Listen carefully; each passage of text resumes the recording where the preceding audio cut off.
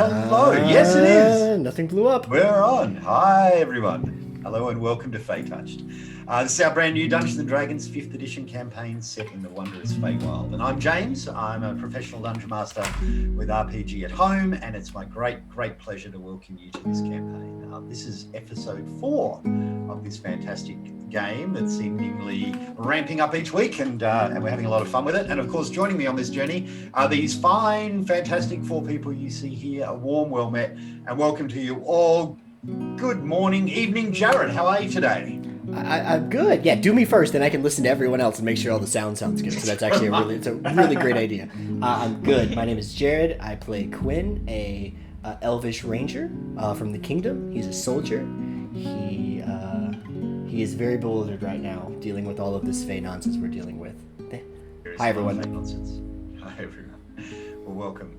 And glad that you survived, what was it, tornado last night in Chicago, you guys are saying? That sounds epic. I didn't think it even landed, but it actually landed. It did some damage, not too terribly far in the suburbs, but yeah, we're alive.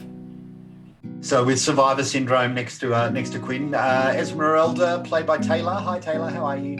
Hi, I'm Taylor. I play Esmeralda, the Eladrin elf from the Feywilds, and I'm very excited to continue to throw her even more into this mortal plane. It's going to be so much fun. She has no idea what's coming, and I live for it. She absolutely does not. I cannot wait for this week. It's going to be really fun. Nice to see you, Taylor. And of course, Latreni. Hi, Latreni. How are you today? Hello, I'm good. Everything's going well over here, yeah. Good. Who are you playing this week and every week? Latreni? No, just this week, I have a whole new character. Yeah. I am playing Tisme, the totally normal human cleric who definitely didn't turn into a hexblood and now has horns going out of her head. Definitely none of that. No. So in a way, you are playing a new character this week. In a way, actually, yeah, that's fair. Yeah, she's going through some things. We play a different character each week as you become more and more grotesque and transformed, and yeah, I love her. She's so good. And as per usual, hi Eric, playing Bisbo the Kobold. How are you today? Good, doing well. No tornadoes. I'm playing Bisbo the Hammer, self-given nickname Thorn. He is a steampunky kobold artificer from the dusky city of Salzbeck. Smoky? Dusky? I don't know. Noir-y? Noir-y, is that a word? Yeah, okay. Yeah. Very, very cool. And welcome all. I'm loving this game, really, really fun. And episode 4, I can't believe it. We are absolutely flying through them. It's kind of like, is it another week already? It's amazing. Before we begin in our game, I do need to acknowledge the creatives and artists that we're using for this session. There are so many wonderful artists providing maps and art and sounds for D&D, and we will provide links to these Patreons when we upload this session on YouTube. But first, I need to thank Sirenscape for creating the immersive sounds for this game, including a little noodling bard that you hear right now, I'm hoping. Sirenscape has soundtracks for all the great published D&D adventures, or you can mix and match them like I have here. This game is also using the diverse and ever-expanding spells, monsters, places, and items from Kobold Press, and Feytouched is actually set in their world of Midgard and the Forest of the Arvaness. And finally, a quick shout out to the artists and the tokens and battle maps today, including Griffin's Saddlebag, that's a new one for this week, Forgotten Adventures, Jan Lewis, Tom Cardos, Afternoon Maps, and Fantasy Atlas, and Moonlit Maps. We're getting more and more and more, which is great. And I'm sure you'll agree there's some amazing art today, and I hope you enjoy it. We need a scroll, a credit scroll of just like... Yeah, absolutely. Key group, best boy, yeah, all that kind of stuff, for sure. Everyone ready to play some D&D? Born ready. Very excited. Stretch. So let's dive right into it. When last we met, we landed firmly in the aftermath of Tisme's transformation. With her confirmation as a nature cleric completely awry. Well, that's in the past now. A hideous transformation complete. Her mentor Romilly hurried Tisme and Esmeralda away from the village square and the prying eyes of the kingdom soldier to Tisme's house, the village bakery.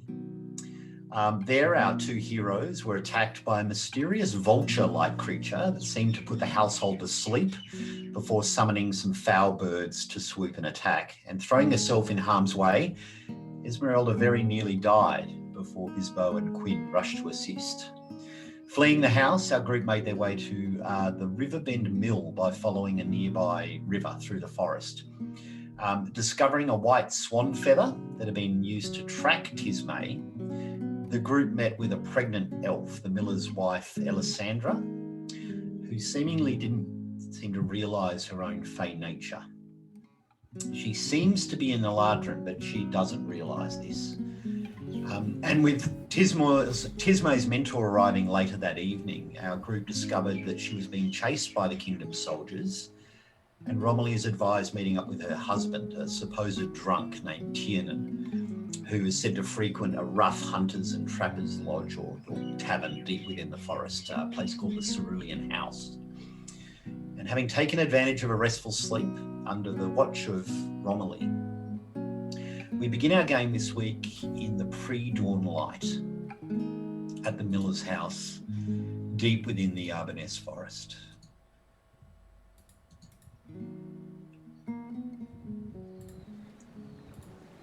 And it's Tismé who wakes first this morning.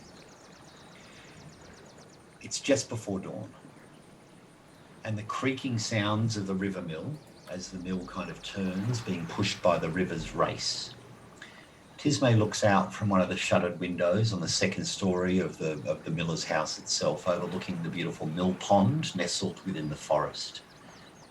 And it's the first very, very faint glimmers of grey, of the grey dawn, start to appear over the horizon. It has been a harrowing day yesterday, and a long one. Oh my God, it took 3 whole D&D sessions. And as Tismé looks out at the mill pond itself, you look in through this hazy gloom of pre-dawn and see her. The woman that had been beckoning you under the tree during your confirmation only the day before. As you watch her shadowy form, bespeckled with starlight and twinkling of strange stars, gliding gracefully across the lake surface, her footfalls barely making a ripple as she touches on the glassy mirrored lake.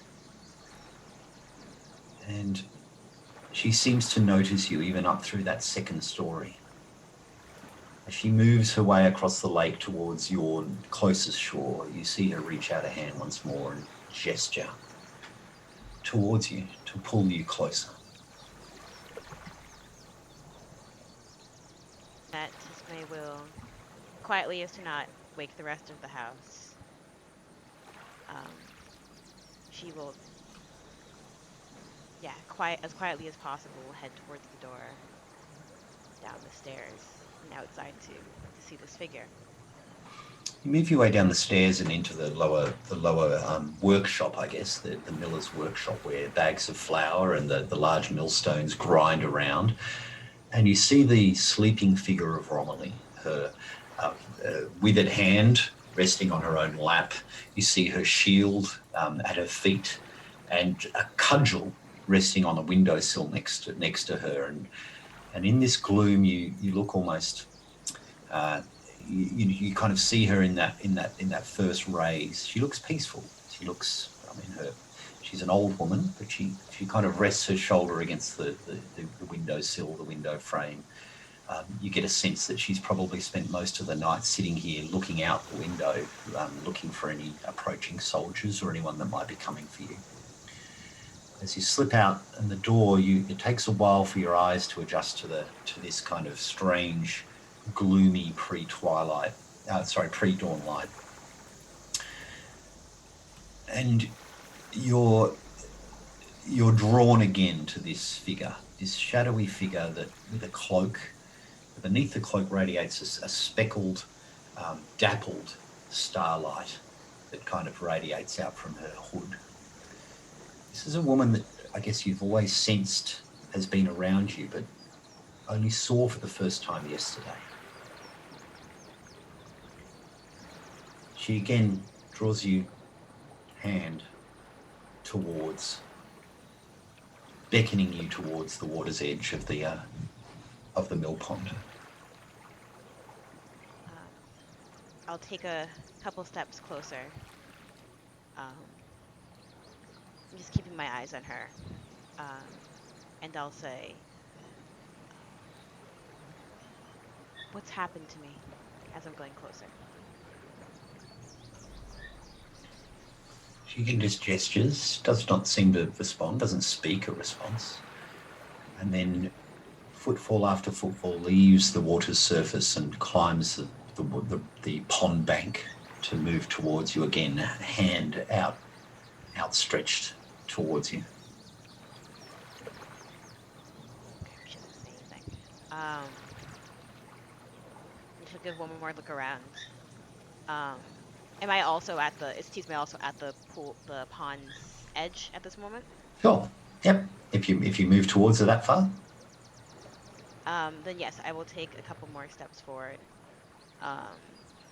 towards her and reach a hand out. Not all the way to touch her yet, but get closer, just to see what she does. Okay.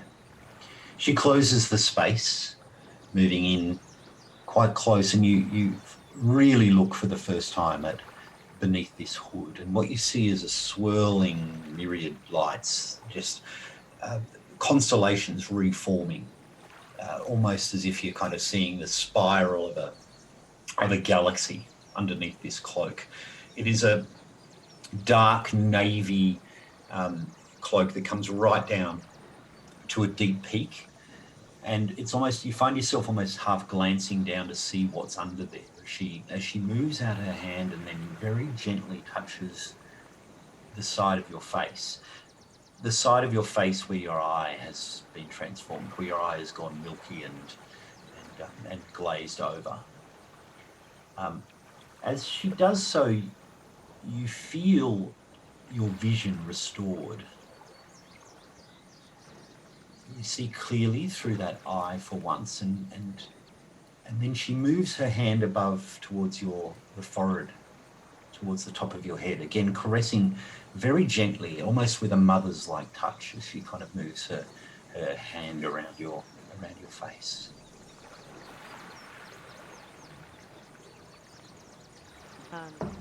Tisme will just keep looking at her. Obviously there's no features or anything, just keep looking closer. Yeah.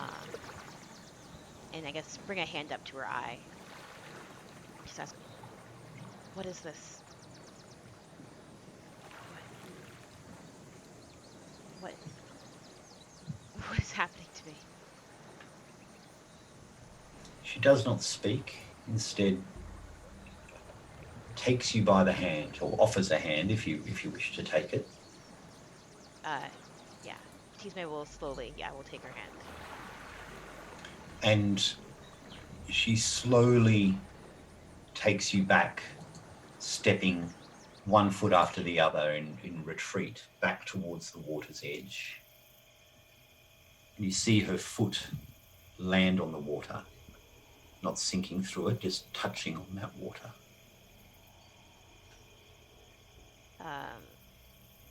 Tisme will kind of a little trepidatiously, but she will take steps forward. Probably pause at the water's edge for a moment.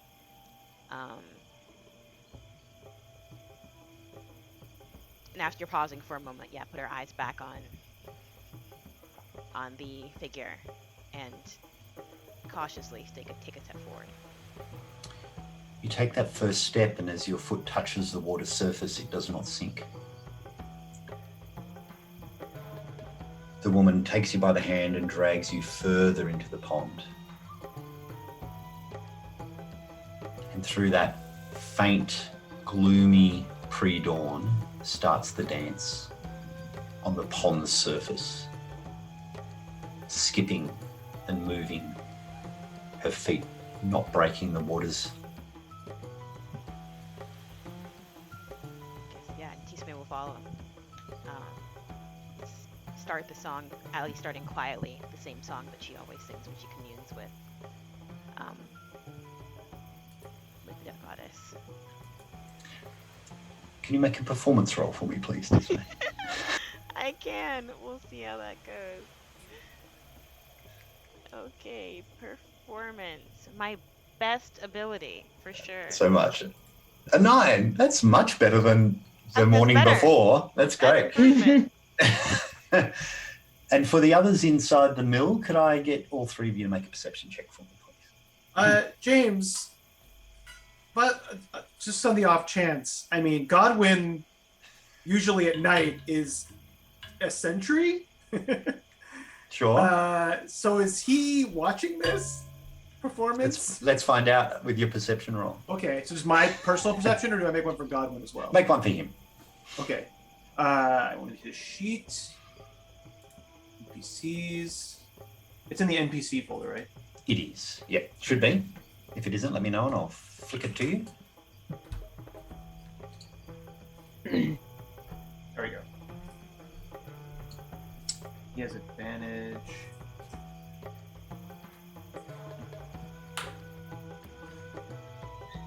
No. How about you, Quinn? Perception check?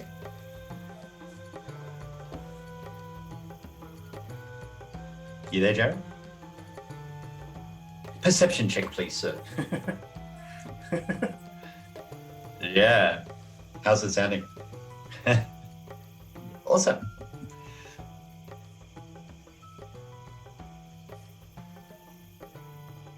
Disadvantage on all rolls while streaming. Oh, wow. That's...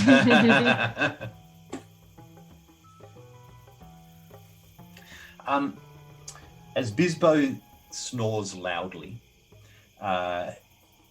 Quinn, you wake, and as your eyes get used to this gloomy sound, you look across into the room above, this guest room within the mill, and you notice that Tismay's bed is empty. She seems to be missing.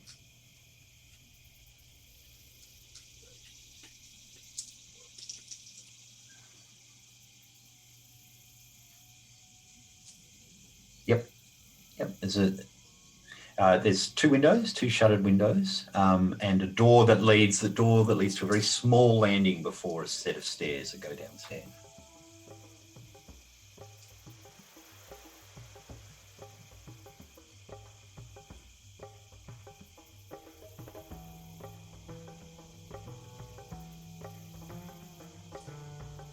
Mm-hmm.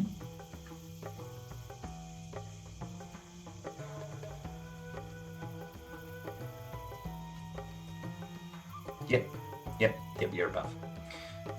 You head down into that workshop. You get the strong smell of flour, and there's always this kind of drifting particles of flour in the air. It is dark. You see that at the bottom of the stairs, you see the form of Romilly with a candle that's almost completely out.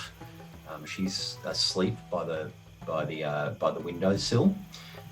You kind of naturally pretty quiet as you move down the stairs, so you don't disturb her as you hit the ground floor.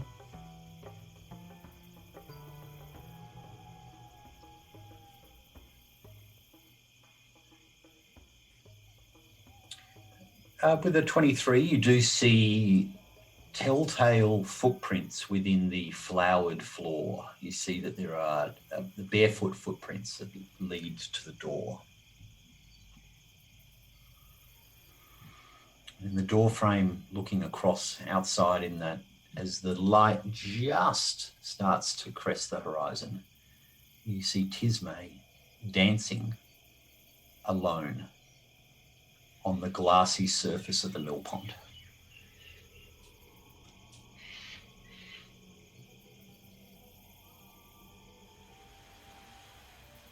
Yep.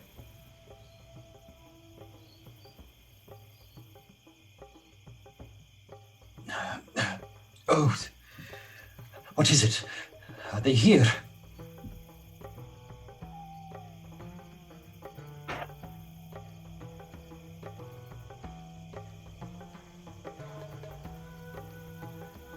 Tismay, can you make a perception check? How is Tismay dancing, by the way? Like, what style of dance? Is she...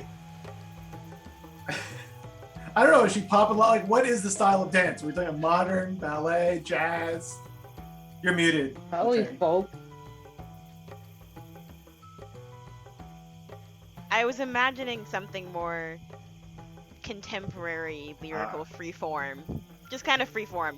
Not particularly graceful. Not like super, you know. With a performance of 9, yeah, it's looking awkward and bumbling, but she's trying her best for sure. I was just Romilly, saying, I don't know that I came through on the. Of course, I muted myself while I was listening. So I was saying I came downstairs, I kicked Romilly awake, and I decided Tismay dancing. And so, oh no, we heard you. We heard you. Yep, you did. I don't think the stream did. So I was just putting it back out there for the world. I just need to stop pushing buttons at this point because everything is actually working. But yeah. So sorry. Go ahead. Oh, very good. So, Tismay, as you continue to dance, you hear the sound of the door opening within the mill. As you see the figures of Quinn and Romilly within the door frame, it kind of breaks you out of the reverie. And as you look, you see the woman is gone, and your feet start to sink below the surface. And Quinn, as you look out and point, showing Romilly, you see the young form of Tismay, the baker's daughter, go, "Wah!" as her first knee sinks into the water. Did she go completely under? I think here. Yeah. Yeah, if it's deep enough, then Quinn's going to panic probably, just assuming she got sucked under, and kind of run out and start to wade into the water to see if he can see you at all. What do you do, Tismay? I guess I start kicking, trying to get back to the doggy paddle. Sure. You want to make an athletics check? How good are you at swimming? I'm assuming not a great swimmer. I learned at some point, but it's not something I did very often. Athletics, also something I'm super good at. Hey! Not bad though. You know how to swim. You see the form of Tismay kind of go into that breaststroke underneath the water and emerges at the water's edge. And as you look up, Quinn, towards her as she emerges, the horns are gone, and the eye is clear. She looks normal. Gonna probably look around at the pond she's in and maybe take some of the water and rub it on his wounds from the day before. Maybe it's the water. It's just really clean. Pond water doesn't seem right at all. Tismay, what are you doing out here? What are you doing out here? I thought you were sleeping. I thought you were sleeping as well, and you were. I saw her like on top of the water, like floating above the water before she sunk in. Yep. Do you often take morning strolls on the top surfaces of ponds and lakes and rivers, or? No, that was I like the mornings. I'm an early riser, baker's daughter and all. So just wanted to get some fresh air. Well, you looks like it did you wonders. You look fantastic. Your eye and your horns. My eye. And she reaches up and. You can feel them. Okay. What about them? They're miraculously gone, as miraculously as they came. They Gone. look great. I don't know what you mean. Are they? You said I can still feel them? Yeah, you totally can feel them. Okay. You mean you can't see them? Not at all. Are they still there? Of course, I mean, either May your I? eyes or... Sure. Can I feel them? Make an investigation check for me, please. Ba, ba, ba, ba. Oh boy. Skills.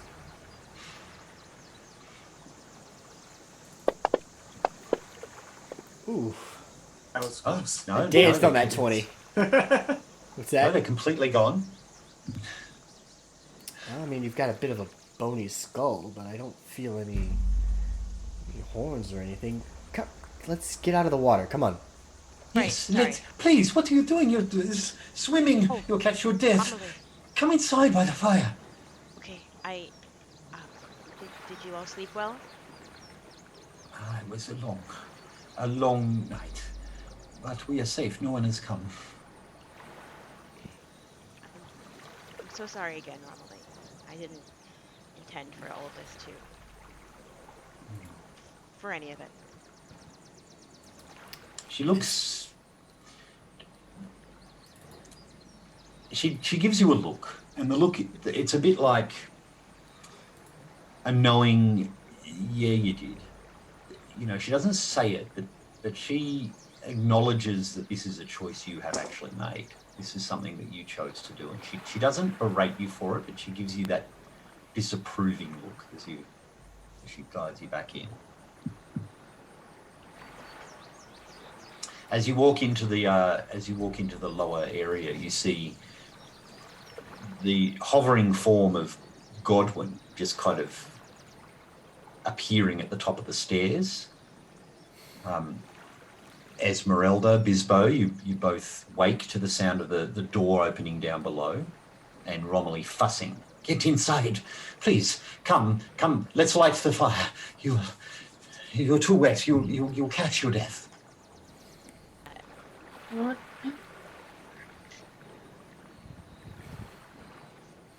Okay. I guess she'll go sit by, help stoke the fire. Okay. It's an interesting place, this. I mean, being inside a river mill is kind of it does tend to be a little noisy as you hear the sound of the mill kind of spinning around, and you know there's this kind of mechanical grinding that happens everywhere, and so after a while it becomes soothing and puts you to sleep. But I guess it's something that's a little unusual in terms of most buildings within this country environs, something you're probably not used to, and certainly not something that Esmeralda would be used to as you kind of wake to the sounds of gears and a grinding stone. So quiet in here. Quiet. Not, it's so loud. What time is it? Why is this like this? What do you mean? It's only one gear. I mean, used to like 10 gears and metal clanging and smoke churning. That's the sounds of slumber. How have you not gone mad? That's I'm not 100% sure he hasn't quite yet. he looks at you like, would I know if I was crazy? Godwin! What Shrink me, time is it Godwin! anyway? Oh, it's the early morning. Oh, I have to measure you. Esmeralda, just stay still. Godwin, get out the measuring tape. What?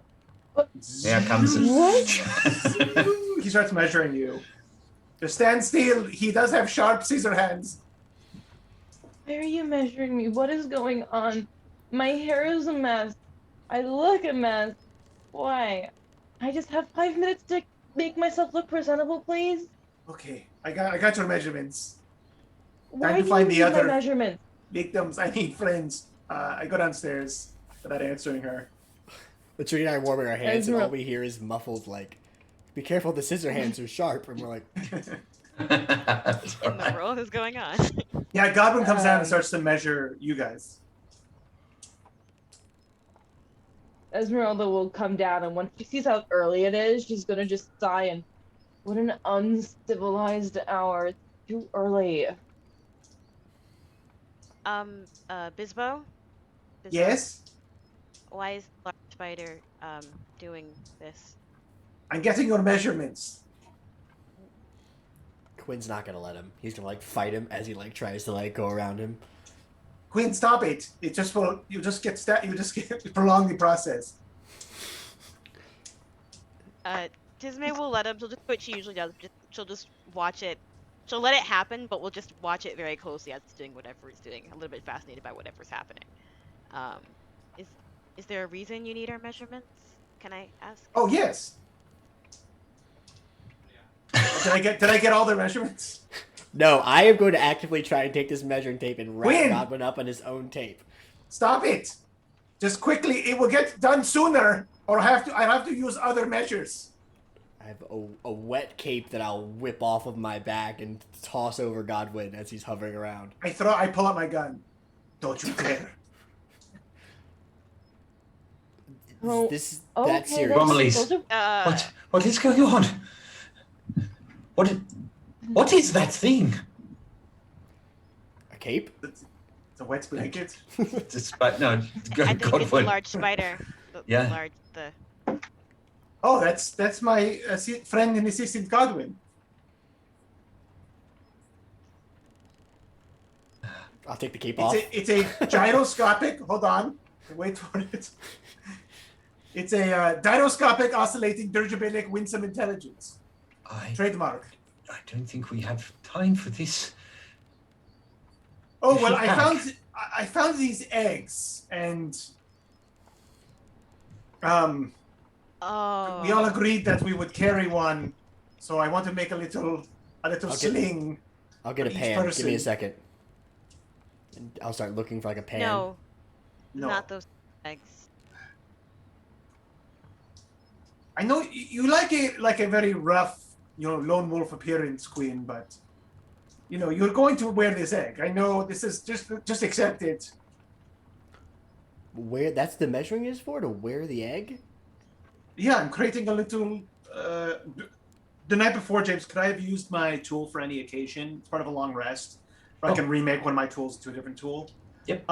So I actually don't have proficiency in like tailor's tools. Weaving tools. Weaving, yeah. But I do have woodworking tools. So I was kind of thinking I would make a wooden egg Bjorn for everybody, just kind of like a little wooden house that each egg lives in. That will kind of strap to our bodies. Yep. Okay. Why would we wear an egg? Clarify, we're also on the run right now, right? Yeah. Do you want a fey bird friend to help you with battle or not? I don't think I do. The last fey bird left a swan feather as a tracking beacon, which we had to throw miles away to avoid getting in fights continuously. I'll be honest with you, I don't know that I want fey anything on me at this moment. Ooh. Ooh, I look at Esmeralda. What is her? Well, Beyond's one as plain as you either. I go to Tisme. This is heated. No offense, I'm just saying we've been attacked now twice by fey creatures, so having another fey creature on us doesn't seem to be the way to continue forward here. They're actively hunting us. But we will be the mamas and the papas. These will be our little babies that will help us fight the other fey. Don't you want to use everything at your disposal to... Do you honestly think that some of your mortal weapons will work against the fey? Why not fight them with their own weapon? He shot a bird in the face with whatever that mechanical thing is, and it seemed to do pretty well. Well, was that mechanical thing also magic? Was it? Are you asking me? No. Yes, I'm asking you, Bisbo. Is that magic? I pull it out. Yes. Oh no. Put that away. They wouldn't let me have a real gun, even though I make them. Whipping this double-barrel shotgun around in front of everyone. Here, you can feel the handiwork of the handle. I carved it myself. I hand it to Esmeralda. Actually, Esmeralda's going to take a look at this now and just kind of examine it to see the kind of magic he's woven into it, how he's constructed this, because this is a fascinating blend of magic and machinery. Love it. Taking like 10 steps back in some direction. Arcana check. Esmeralda has a gun. I've heard this song. And you're right. It's a blend. You see that there are very, very faint, etched, almost arcane symbols that are running within the metal. This does look like a focus for spellcraft, but it's very alien. Like, this is beyond what you would anything that you've seen before. This is an entirely different way of utilizing the weave and creating a magical effect. It's primitive. It's ordered. It doesn't seem to have this kind of the passion of what you're used to. It would take you a long time to kind of figure out how he's doing this, but it's certainly magic.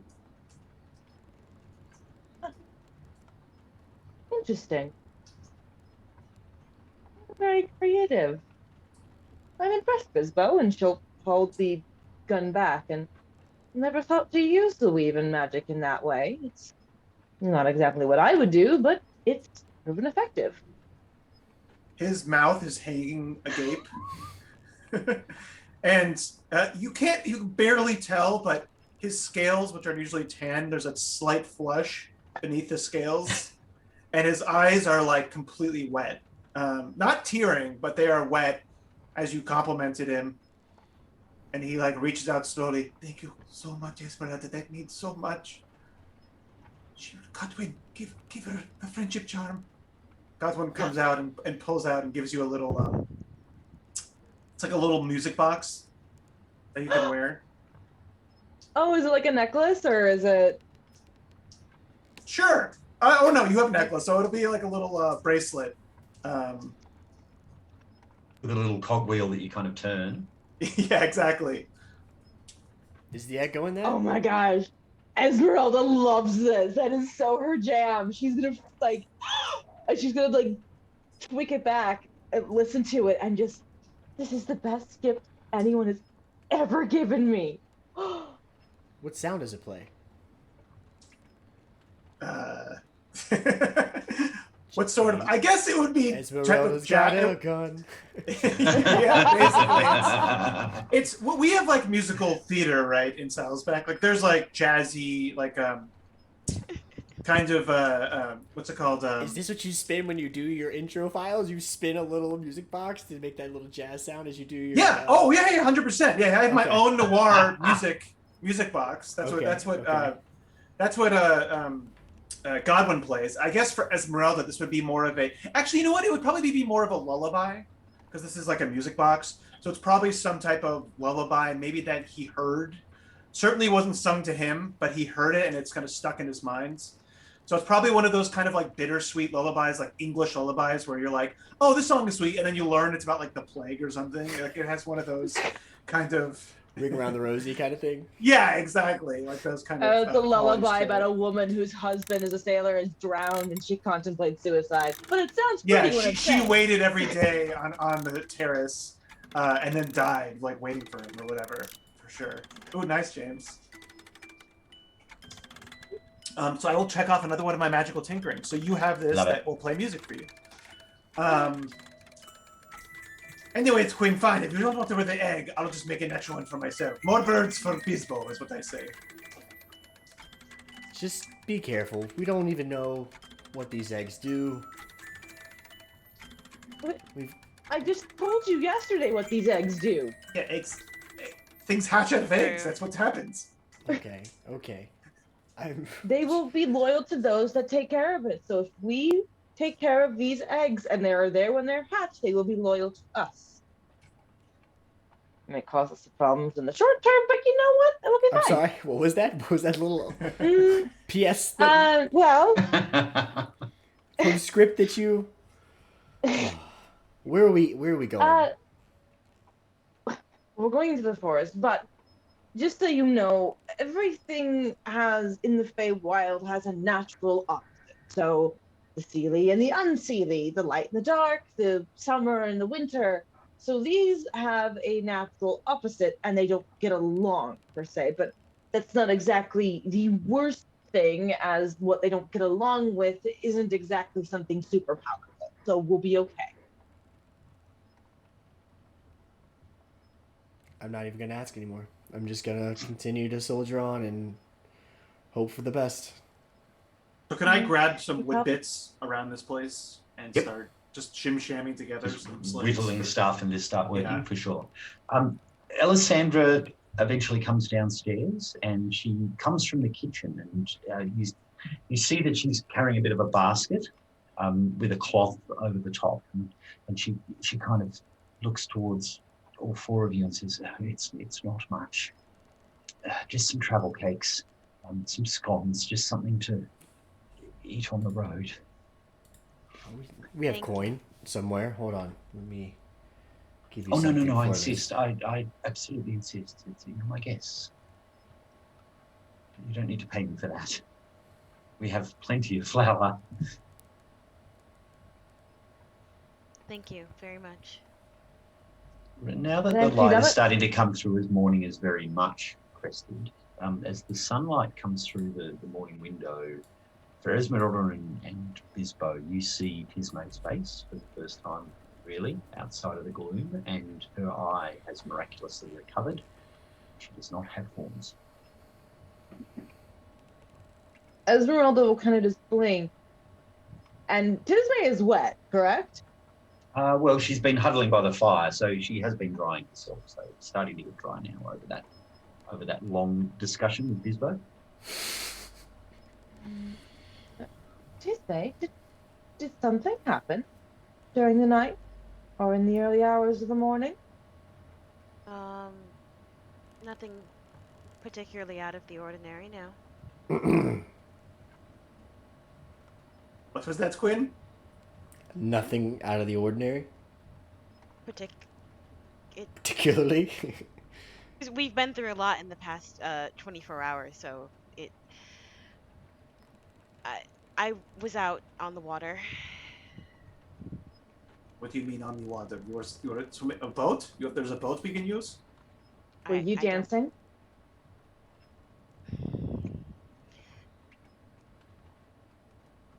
Yes. Esmeralda's gonna draw closer and examine her face. Is this a Fey glamour that's been placed on her? An investigation check for this. Mm-hmm. I know. How large was that pond? The mill pond's maybe 80 to 100 feet wide. Esmeralda will just look at her face and go, perhaps the deal has been rescinded that you did not enter the Feywild. What is glamour? Oh, glamour is, some Fey have the ability to change the way they look via illusion, so they can look completely mortal, so to speak. And sometimes they will use that to just look like something that they're not. And I thought maybe somebody put a glamour on Tismay so she could travel safely through the world, the mortal world, because now she looks normal, no one will think anything happened to her, and maybe no one will be chasing after her now. But I don't think it doesn't look like a glamour. So maybe because she didn't enter the wilds, the deal was rescinded. Do you feel any different? Oh. I feel the same as yesterday. She'll reach up to the horn, to where the horns are. Yep, still there. I'm not sure if I've changed as much as you guys are reacting to. Wait, really? Is Okay, there I a got looking to- glass anywhere? Quinn, can you give me upsies, please? I give you. I just assume you don't even let me finish. You just start climbing. So I'm like, I can't. Yeah, I start climbing up. Let me check this out. So they just disappeared overnight? Why are you so bottom heavy? I do like that, okay? What a lot of water weight recently. I'm going to pull out my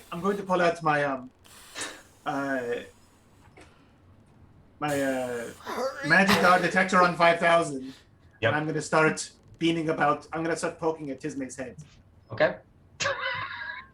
That's what you mean. A Queen is holding me. Yes, we need to know what's happening to you. I don't. Yes. Is, Disney, what happened to you only happens due to a bond. So to have something like this go away is either very good or very alarming, and we should probably try to find out what it is. Not that there's we don't. there's nothing wrong with it. I know how it. Well, nothing bad happened. Okay, it's. Nothing bad I'm happened not yet. sure why you all can't. I'm not sure why you all can't see them, but Can I was a feel gift. them here if I'm checking them out? Can I? Make an investigation check if you like. Sure. Okay. Before, as you're doing the You have the same ritual luck for as everyone detect else. magic, or are you? Yeah. Did you want to Yeah. spend a spell slot, or are you going to take? Ritual. 10-minute If it's ritual? it's 10 minutes. Yeah. Yeah. I'm only like 25 pounds. Actually, no, don't like gear. I'm probably definitely more like 40, I guess. It doesn't matter. You can't arm hold 25 pounds for Come 10 on. minutes without it Oh, it was almost a burning 20. profusely. That's almost a 20. That 14 is what you need, and you don't forget you could use your mind acceleration power on this. Well, I thought while I was doing the ritual, I would be able to. Oh, yeah, so, you think you yeah. do. You look, and sure enough, like maybe through a monocle or whatever it is that you're investigating with, the horns are still there. You see the eye; it's still milky. There is a shimmer here. There's something that seems to be projecting an image over the top of Tismay's face. There's certainly something here that's awry, but in this light, as you look, the illusion fades for you, and you can see her as she is, with horns, with milky eye. The transformation is still there, but the others don't seem to have noticed. Romilly doesn't seem to, Alessandra doesn't seem to, Quinn and Esmeralda don't seem to have noticed that there is an illusion around her. Godwin, get me that sheet. And I want to try to put like a towel over her horns and see how it settles. And then I look back to Esmeralda and Queen. Can you guys see this? I can only see your tail whipping me in the face. Yeah, it's hitting you so much. And for you, and particularly for Tismay, Bisbo just kind of drapes a towel over Tismay's face. Just kind of like, can you see on the this? horns. He's gonna start pulling it off. No, just give me a second on the horns. No, it's just on her. It's just resting on her face. It looks like it just looks like you've covered a peekaboo style. You know, just thrown a wet towel over her Why face. are you covering poor Tismay and Esmeralda's going to kind of help? That's a good question. Because ow, what? No, I have delicate equipment. Something explodes. Sorry, Tismay, but your horns are still there. Your eye is still. Esmeralda, I think what you're talking about is correct. This must be a powerful glamour. For some reason, you guys with your. Lean in and go, because she can't see it. She's like, she's gonna kind of like look at her closely, and that must be from a very, very powerful source. Tismay, from what I see, you are the baker's daughter that I met not but yesterday morning. Your appearance, your shift, it looks like it was reversed.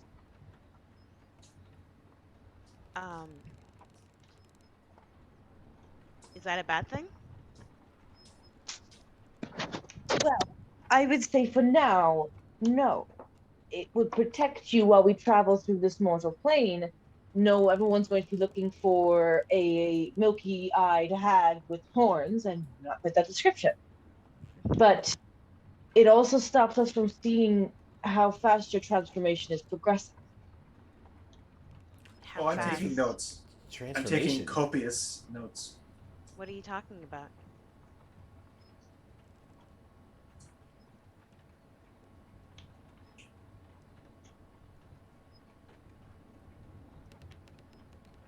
Esmeralda? I'm trying to find a way to put this delicately here. Don't want to scare her.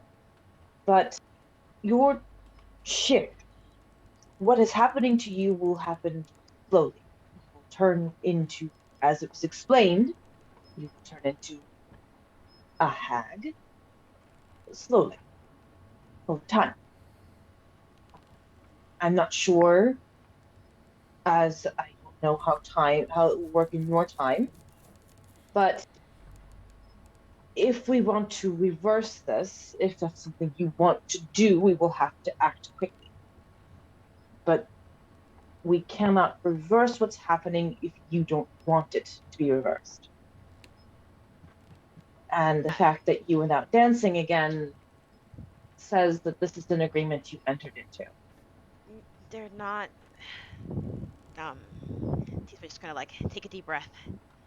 I don't think the person that did this to me is the same being that's covered it up for all of you to see.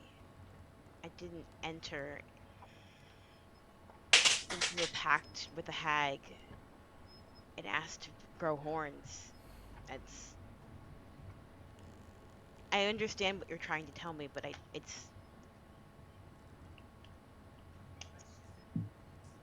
I don't know. Is Describe the figure. Is this not something a hag can do? They're known to disguise, they're known to confuse, use illusions to befuddle their friends. Have you done this? Me? She's looking at Tismay. Romilly kind of gazes worryingly towards you. Done what? Is this a disguise? A hug disguise? Are you doing this now? I didn't do anything. No. I don't even know if I can do that. That's not it. I didn't do this. It happened this morning. After you danced.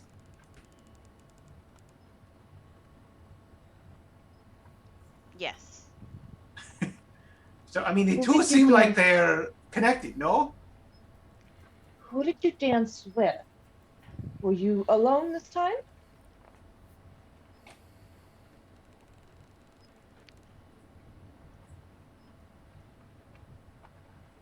You appeared alone to me. Yes. I appeared alone. It's an odd way of saying that. Can Quincy if he picked up on that? Yeah, make an insight check, and we can have a deception check on the other side of it. I don't know why I bothered with that. Yeah, the great liar. 21. Doesn't matter. You lost 2? You're -2? Yeah, I'm -2. Oh, that's so good. Oh, I thought I was done for. No, yeah, I'm not. If She's that not is a your will. liar. Yeah, she's definitely being cagey. She's definitely.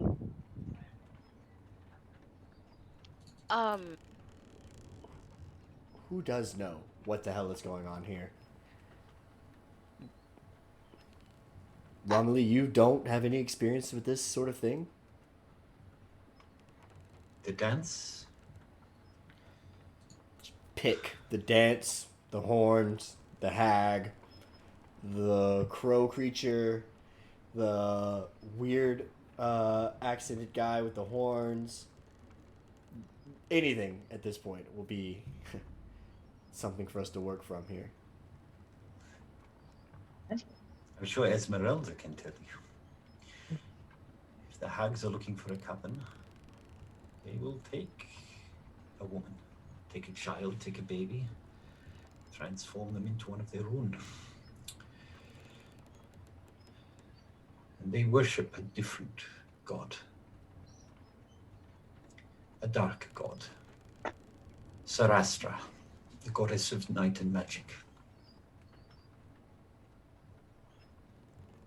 Is Sarastra on her own, like, wanting to make her a hag, or is it just that the hags worship her? The hags worship her. So, Tismay, you could have maybe made a pact with this goddess, and that pact is what brought you to the attention of the hags. So while the two are definitely connected, maybe they're not exactly the same.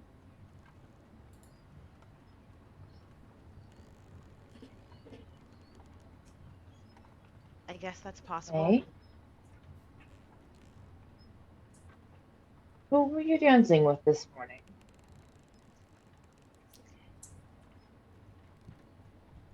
The light can tell us. If you know, we might be able to help you figure out what you want. There's a figure in a cloak.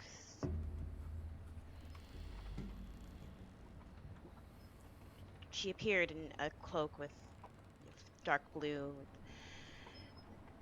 stars under the hood. Took me out into the lake. Are you saying this person had no fate? I'm saying when I appeared under the hood of the cloak, what I saw were stars, twilight. Do you see this person in the room now? And Quinn's gonna kind of reach into his vest for like to stagger. Do I see this person in the room now? Make a perception check. Oh no! Oh, Standing right over your shoulder. Probably with my luck. Oh, you guys are good at perception. This is scarily good. It's early in the campaign to be getting +6s on this shit. You look around and you don't see the shadowy figure. What you do feel though is the hairs on your arms stand as you look, and you feel the breeze. You feel this wind that's kind of swirling around you slightly. You can't see her. She's here.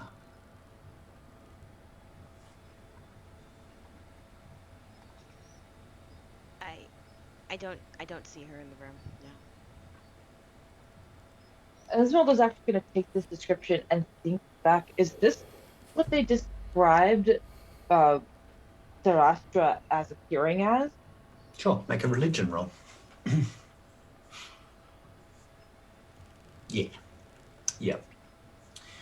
Yeah. This is one of the appearing forms of Sarastra, goddess of night and magic.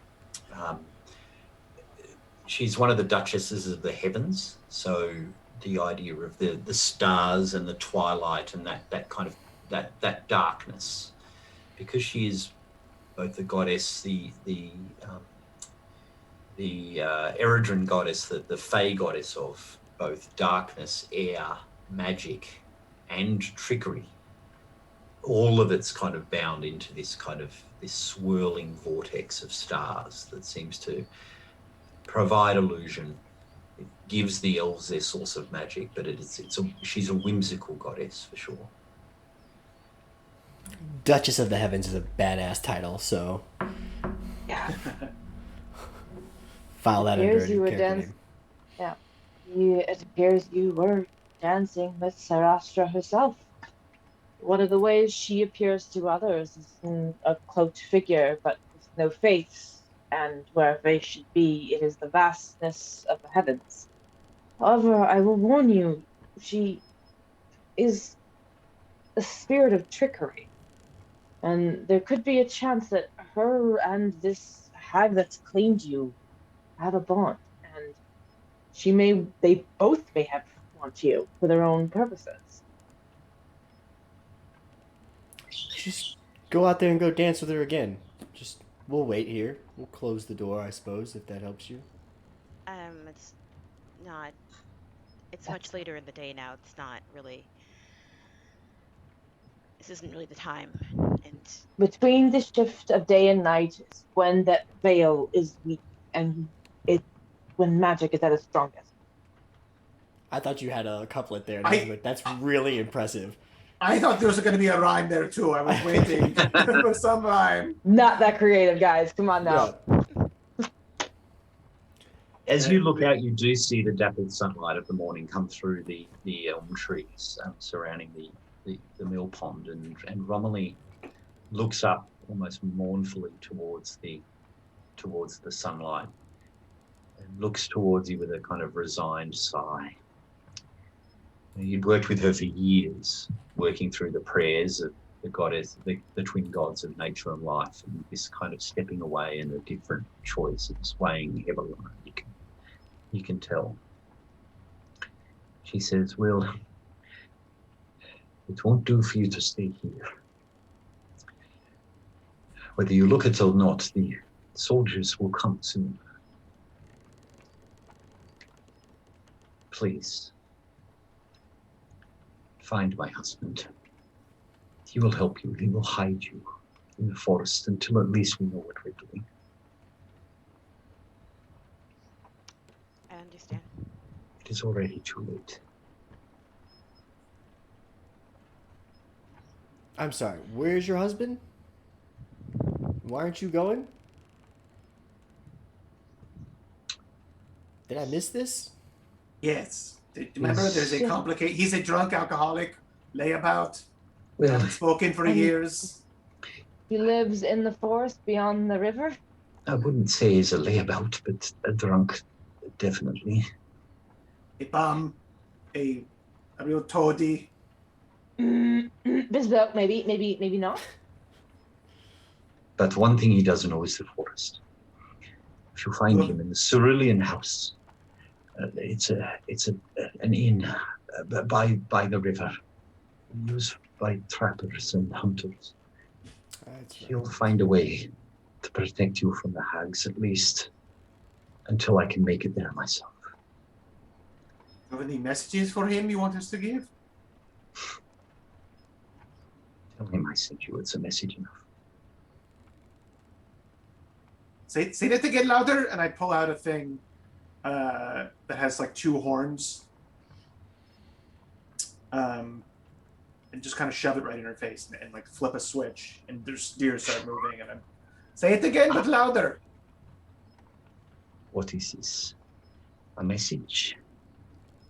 He knows what he has done. He knows what he has taken.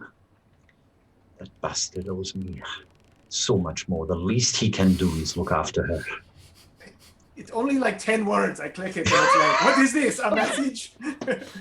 Erase this? Oh, God. Okay. Once more. Just a short You message. heard me. Bisbel, maybe we yeah. don't take messages involving very strong emotional things. I don't know how you non-scale people have relationships. I don't get it, but sure. Well, we should Can I finish my fittings before we leave on them? No, it will take some time to make 4 carefully crafted egg 3 baby Bjorns. 3. 3 egg Bjorns. Okay. Don't we have 4 eggs? Yeah, but Jared doesn't want. Quinn does not want one. So of course. I'm gonna make a double. 2 singles and a double, yeah. How large are these eggs again? No, they're ostrich egg size. Oh, I cannot okay, fit 2 never on mind. myself. Okay. Who's bigger, Disney or Esmeralda? Esmeralda's probably taller. Oh, never mind. I'm taller. Leave one for the baker. No, What? never mind. Don't do that. That doesn't sound like a good idea. No, not at all. Sounds like a great idea. A giant egg and a bunch of flour. We know what fate that will be. No. I'll make a double for Tisme then. Okay, sure. Tisma's already got various little pouches and satchels and things that she has tied around herself. So like, That's I'll just good, do yeah. one more. Give the person being hunted more Fey eggs to carry. You know what? Actually, James, secretly, I'm just going to make one for Queen and attach it to him while he's I'll never notice. On another day, but right now they'll have to just kind of throw them in. Okay. Yeah, heading out. All right. I'll just a rough box just to like keep them in, just a very rough. Yeah. On our way out, can I put my hand on Romley's back and sit and just give her a piece of paper, give her a note, and tell her, give this to the lieutenant. Hopefully it'll slow down whatever investigation that they're doing. I just want to give her a note explaining why Bisbo and I are gone, and that we're on the case. You know, we are. Is it sealed, or is it something that she could read? I probably not sealed it right if I wrote it last night. You know, in the middle of this mill, so it was something she could read, and I can work out the wording with you. You know, later on if you want. Yep. No worries. Shoot me a text with your. Sorry, boss. Go on AWOL. Yeah. Look, I know the hounds. I have a history. I promise I'll come back. Yeah. Yeah. Romilly says, look after them, both of them. Head east, about a day. Meet up with the river once more and you'll find it. Head away from the sun behind you. You'll find the goat trails, and where the timber starts to get thinner, where they start to cut, you'll see it. I hope he's sober enough that he cares. We'll sober him up if we have to. Be careful. It is still wild out there. Before we completely leave, Tisme will, I guess everyone's probably watching her at this point, so there's no real, like, stealthy way to do it, but she'll go back out to the pond with one of her water skins. Yep. And just fill one of the water skins with some of the water from the pond. Sure. That's all? Yes. Okay, cool. No worries. All right, so as you're saying this, you see Tisme to scoop down, dip up some water as the others emerge from the mill.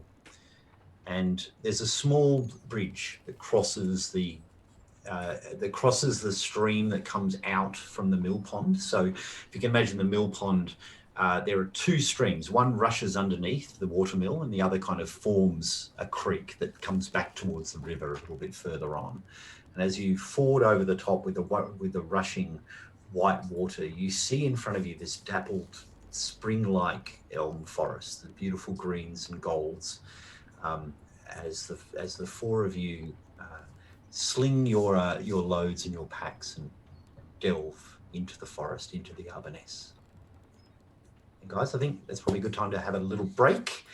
If everyone wants to take a little cup of tea or a cup of coffee, and we'll be back in 5 or 10 minutes, something around that. But sure. Let's have a little break. Cup of tea, cup of coffee. Awesome. Cup of tea here in Australia because it's just gone 12. Cup of rum in America. We're gonna run an ad break too during this too, so we're gonna see how this goes. Let me just transition this over now. We'll be back in a little bit. Bye. Bye.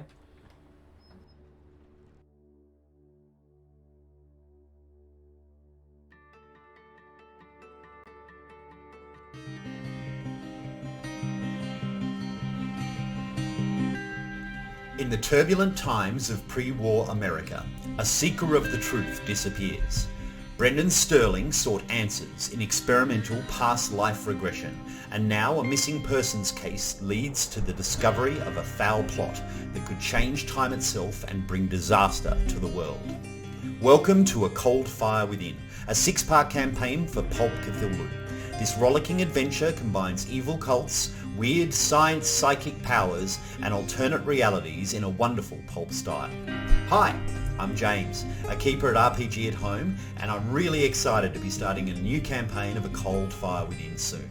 This is one of our long-form campaigns to take place over several months, allowing you to create a complete character in a campaign that is centered around you. Using Sirenscape for immersive sound, the best maps, tokens and images around, our online games are run via Zoom and Fantasy Grounds, which we'll set up for you and is included as part of our monthly game fee. If you're interested in a pulp adventure like no other, come and join us for A Cold Fire Within.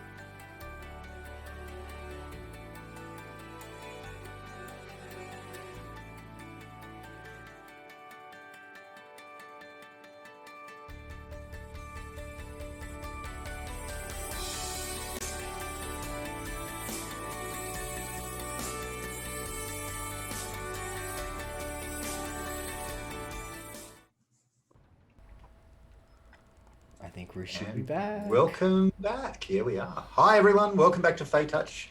Thanks for our little break.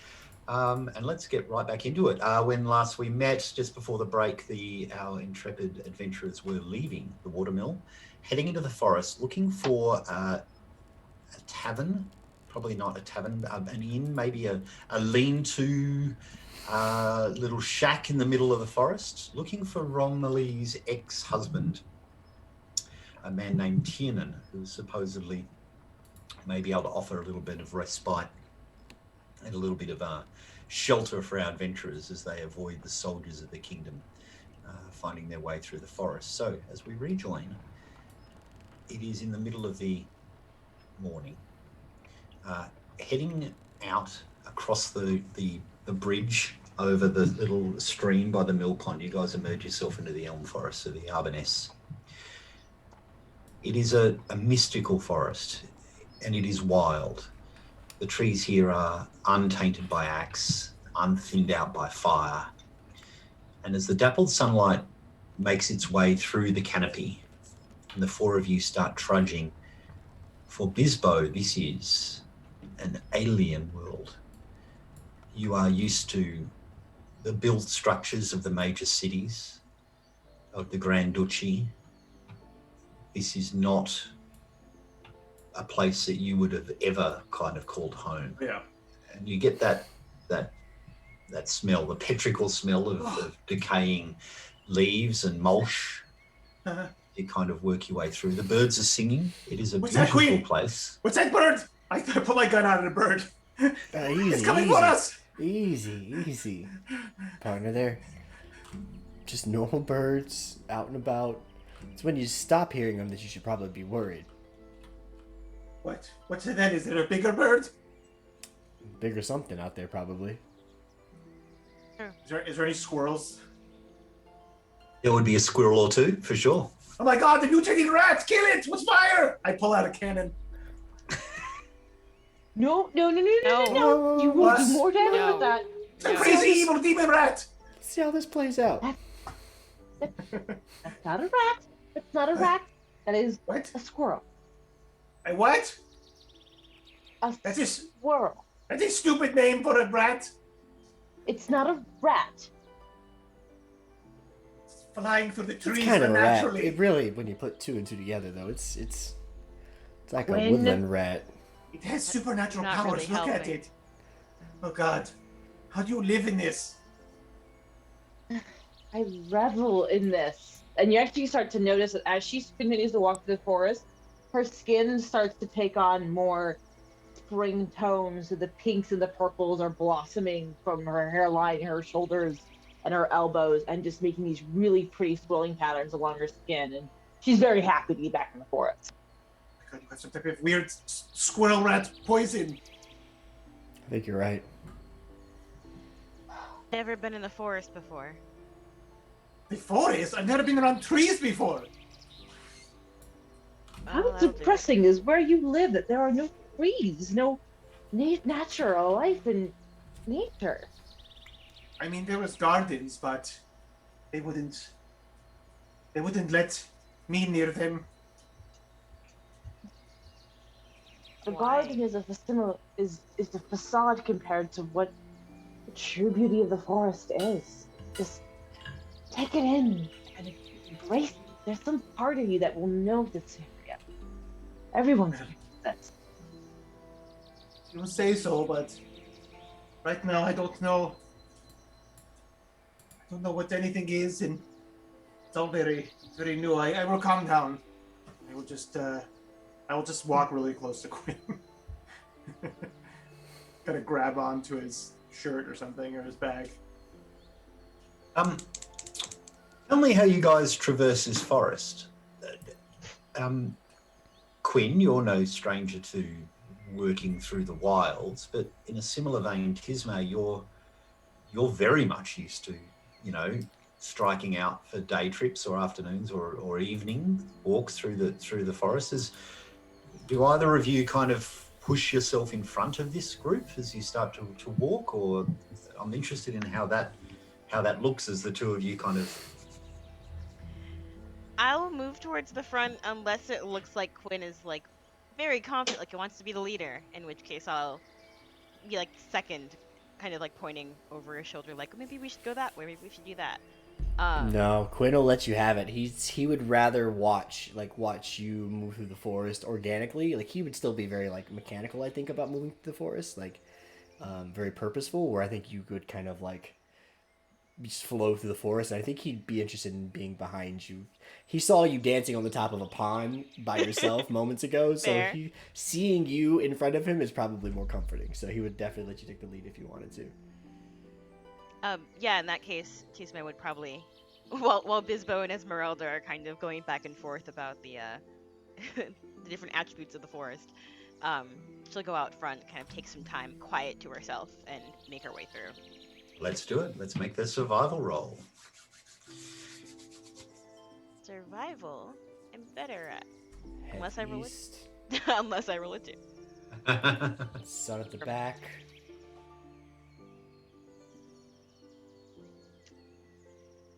So You watch Tisme make her way through these trees, and after about an hour, I'll get Quinn to make a roll as well.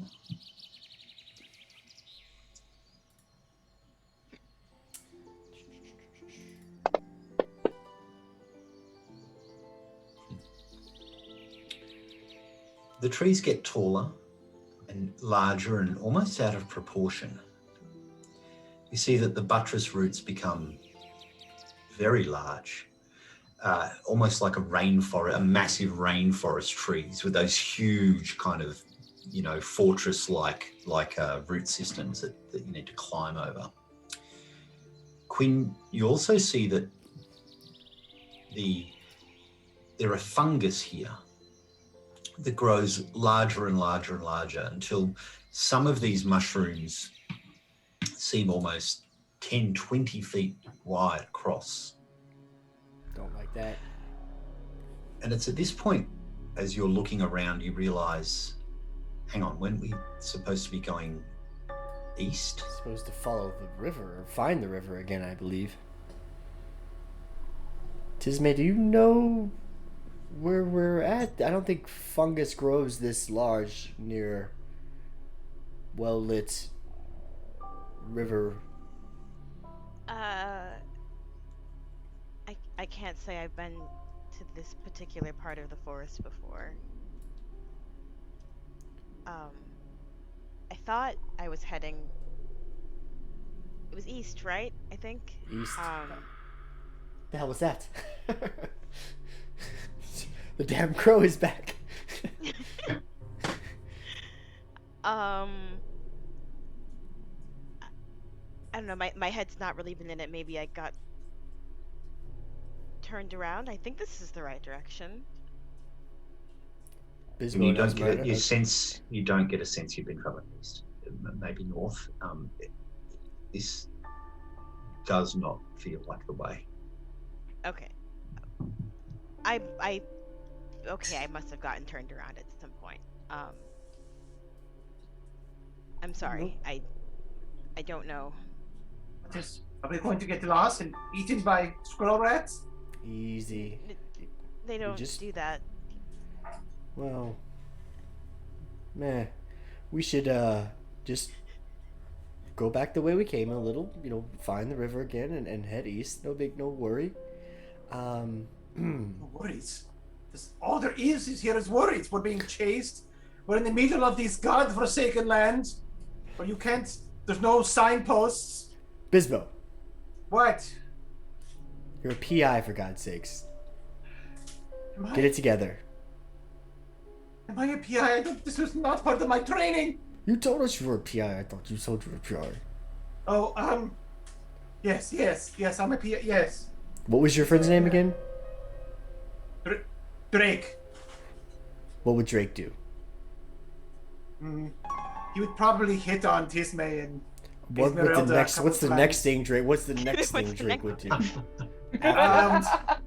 Probably drink heavily and look off into the distance. Fast forward with action that would keep him alive. He would pull out his gun and he would turn to me and say, The only way out is through. Okay, well, And he would look really cool as he walked. hold on to that. Don't push that out into the world right now, but hold on to that Okay. energy, and we're gonna just turn back around, head back the way we came. Okay. I'm sure right. everything will be fine. I will summon Drake. I turn to Esmeralda and I say, here's looking at you, kid. And I wink. Does that sound to work? Is there Usually he something gets- in your eye? Is there? I'll just try and like shuffle us back the way we came, you know, if we're in a foreign piece of the land, and kind of head back south to try and regather our efforts in the right direction. You turn And as- Sorry, go. Yep. Go, Taylor. As he's starting to lead back, Esmeralda will kind of watch their back line and then puts a hand to herself and cast Mage Armor because she's. Yeah. Because eerie music's playing in your ear. No, I don't have. I can't Oh, do you don't have Sirenscape. Sirenscape running? So Just So- I've targeted yourself now, so yeah, so you should be fine. Can you click Mage Armor on you again once more, please? There we go. Fantastic. Targeting, the one thing I haven't learned to do in Fantasy Grounds, the one thing that eludes me. right. Fantastic. So we'll do that, and then she'll keep an eye on their. She'll keep an eye on their, basically on their sticks. Make sure that nothing's following them. So can I get anyone who's proficient in perception to make a perception check for me, please, as you guys do a turnaround? Ooh, you have to persistent. No, I don't think I'm Oh, proficient. wow, look at you guys. Crazy. Quinn starts to turn new. And Tisme, as you turn around, well, Esmeralda, I should start with you first. Esmeralda, you smell the air as you turn. And that rotting smell, that detritus, that petrichor of that beautiful smell of the forest floor after a rain is getting quite stronger. And you feel you get a kind of almost like a hay fever wrinkle within your nose, you know, as this you get a sense that there is pollen being borne through the air here. For Tisme, you see as you turn, something has changed. From behind you, it looks as though a large vine has erupted and is now where it's now kind of draped over the path. Something you're certain you hadn't seen before. You see, as you look up this vine that seems to block out very much the sun, in the brush to your left and right, you see writhing vines, small vines that are starting to move as you watch them. As you gaze towards the vines in the underbrush, you see there is a body, a corpse that seemingly is being moved by the vines itself. It's being tossed and turned as the vines it's kind of writhing around your left and right. He's really quick. We'll reach out to Esmeralda and put a hand in her and just tell her, just stay alert and use What's happening? her Squirrels, what's happening?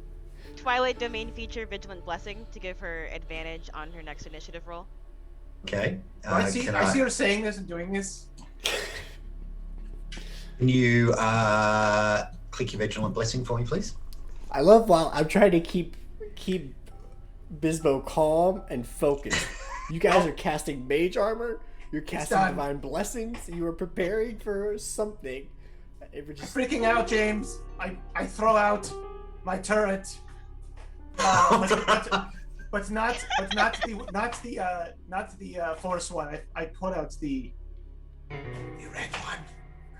Red one. Oh, Yes, the red one. there's no it is reason. not actually on there. to Oh. panic. Let me have a I look forgot for I it. had it, so I didn't notice it under. Yeah, It's not there. Vigilant Blessing. it's under my abilities as a feature, but not under my action page to click on it. You let me find this for you. Sorry about that. No problem. Bisbo, everything's fine. Look, it's just this happens all the time. Sometimes you take the path less traveled by. You're in the woods. No big deal. We'll turn around. There's no pick. What is that? What did you just throw out? Yeah. As it unfolds, this looks very different from the last one, which had more of a kind of like pneumatic pressure chamber that sucked in energy. This one is a long, wicked-looking tube, and on the end is like a lit mat, a lighter basically. And there's large tanks of liquid jostling about on its sides. And you can definitely smell the smell of like sulfur and the smell of kind of like gasoline, basically. That. Where did you pull that from? Don't question it. What's happening? Kiss me. Is it these squirrels? A squirrel scurries Oh. by, and the turret just blasted. Yeah, it just burns it. It just lights it on fire. Just Latrinian So- should now be on your abilities page under Cleric. oh yes. Click that for me before we roll initiative. Oh, if we roll initiative. I can't imagine we are. This is just Oh, all I just forgot. RP. I was. I did not press the right button. No, that looks I right. targeted myself with it. I gave it to Esmeralda. Oh, you give it to Esmeralda, no worries. That's my bad, so I can do the targeting for you. Go again. You know, on my end as a player, I just see this blank fantasy grounds, and so like how he's targeting anyone is absolutely beyond me. Like, you know, to Yep, this same, day, I don't know. targeting is the one thing that eludes me. You know, completely. We should spend a running wild session on just targeting in fantasy grounds so that I understand. You know, how to do it. we should very much do that. I might give you guys a bit of a training course in fantasy Yeah, grounds. that would be awesome. We'll get better as we go, for sure. Yeah. But the main thing is when you have a map up, to left click yourself and control left click the thing that you want to target. But I can do it also on the combat tracker, so I can. Okay. but we'll It's talk. just like your professional DM that runs these for a living, and that like anyone of any age could hire you for a game outside of this. Anyway, but What a seamless plug. Thank that's, you know what? It's a gift. It's a gift. Tismay, as you watch these writhing vines, you see the corpse, this dead body, and it lurches up. It stands as you watch and reaches out towards you. You see its eyes have got tendrils of vines running out of its eye sockets. You see that it's being grabbed around the arms and it's seemingly being moved like a puppet towards you, and it's kind of reaching out Ooh, and I'm grasping. backing up for sure. Backing up? Slowly, but faster than whatever the thing is moving. I don't want it to quite reach me. Okay. From I behind picture- Esmeralda, as everyone else starts to back up a little bit further, you see another one of these creatures starting to I assume my come back towards. is to the whole group as I'm trying to calm Bisbo, so they're just backing up now, and I have no clue what's actually behind me. So Tisme will call out and just say, creepy vine people, this is not normal. I'm sorry? On your guard. Yes, that one. Alright, well, with that, then I think we know something's wrong. How far away are you? Right behind. Oh, okay. You can just turn around. I guess I'll like poke you and be like, point the at. Point them out. Yes. As you point it out, you hear this thing lurch and move towards, and with a rush and opening its maw, you see again more of these vines that are kind of, and it's almost silently just hissing. Lurches towards you, and I will get everyone to roll initiative, please.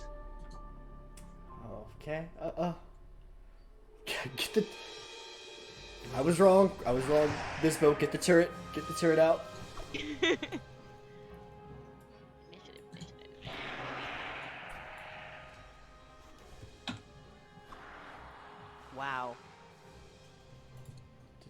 Has everyone got the map up? I do have Yep. it up. Yeah. Let me initiative. Is it on main? It's on main. On main in the center. I'm gonna click INIT. myself. I don't know if it matters. There you go. So on your main page, center of the screen next to your armor class and such things, INIT. Do you want me to switch it to the battle map or not quite yet? Yeah, sure. Yeah, I think so. Bisbo! There we go. Somebody coming through with the initiative rolls. Yeah, I was freaking out, so I'm ready. You're going there. I'm already Yeah. burning things. It's Oh, burning things fantastic. everywhere. Okay, so with your advantage, you dropped a 7 and rolled an 11. All right, Jared, if we can just zoom out a little on that battle map, I think that looks pretty good. Okay, cool. Okay, so what you see in front of you and to your right are 2 of these corpses that are coming lurching out of the brush. They're being held aloft and almost propelled by the vines that are writhing around you. And Bisbo, maybe it's fear, maybe it's adrenaline, maybe it's the strangeness of this spore-like forest. You go first. What would you like to do? I believe that's the force cannon. Do you have the other one for the fire one? or just I the- have Oh, not, yeah, it's all but good. you should be able to good, use the brother. same thing off the... Yes. Yeah. I freak out and I say, "Burn it with fire!" I believe it's a With fire? 15-foot cone, so I'm just gonna cone Yep. that thing as a bonus Alright. action. So I will use my so I can click it, the tendril puppet, right? Yeah. Or I target it, or your target. I've got it. Yep, I've got Okay. it. It's easier for me to target by using the Eldritch Cannon, and then you can target yourself. So that's okay. Eldritch Cannon's done. Can you roll the saving throw dice for the Eldritch Cannon for me, please? Yes. So that will be. It's on my page too, I believe. Right? But that's just from my attack roll. That's your So attack that's it. roll. So It rolled both.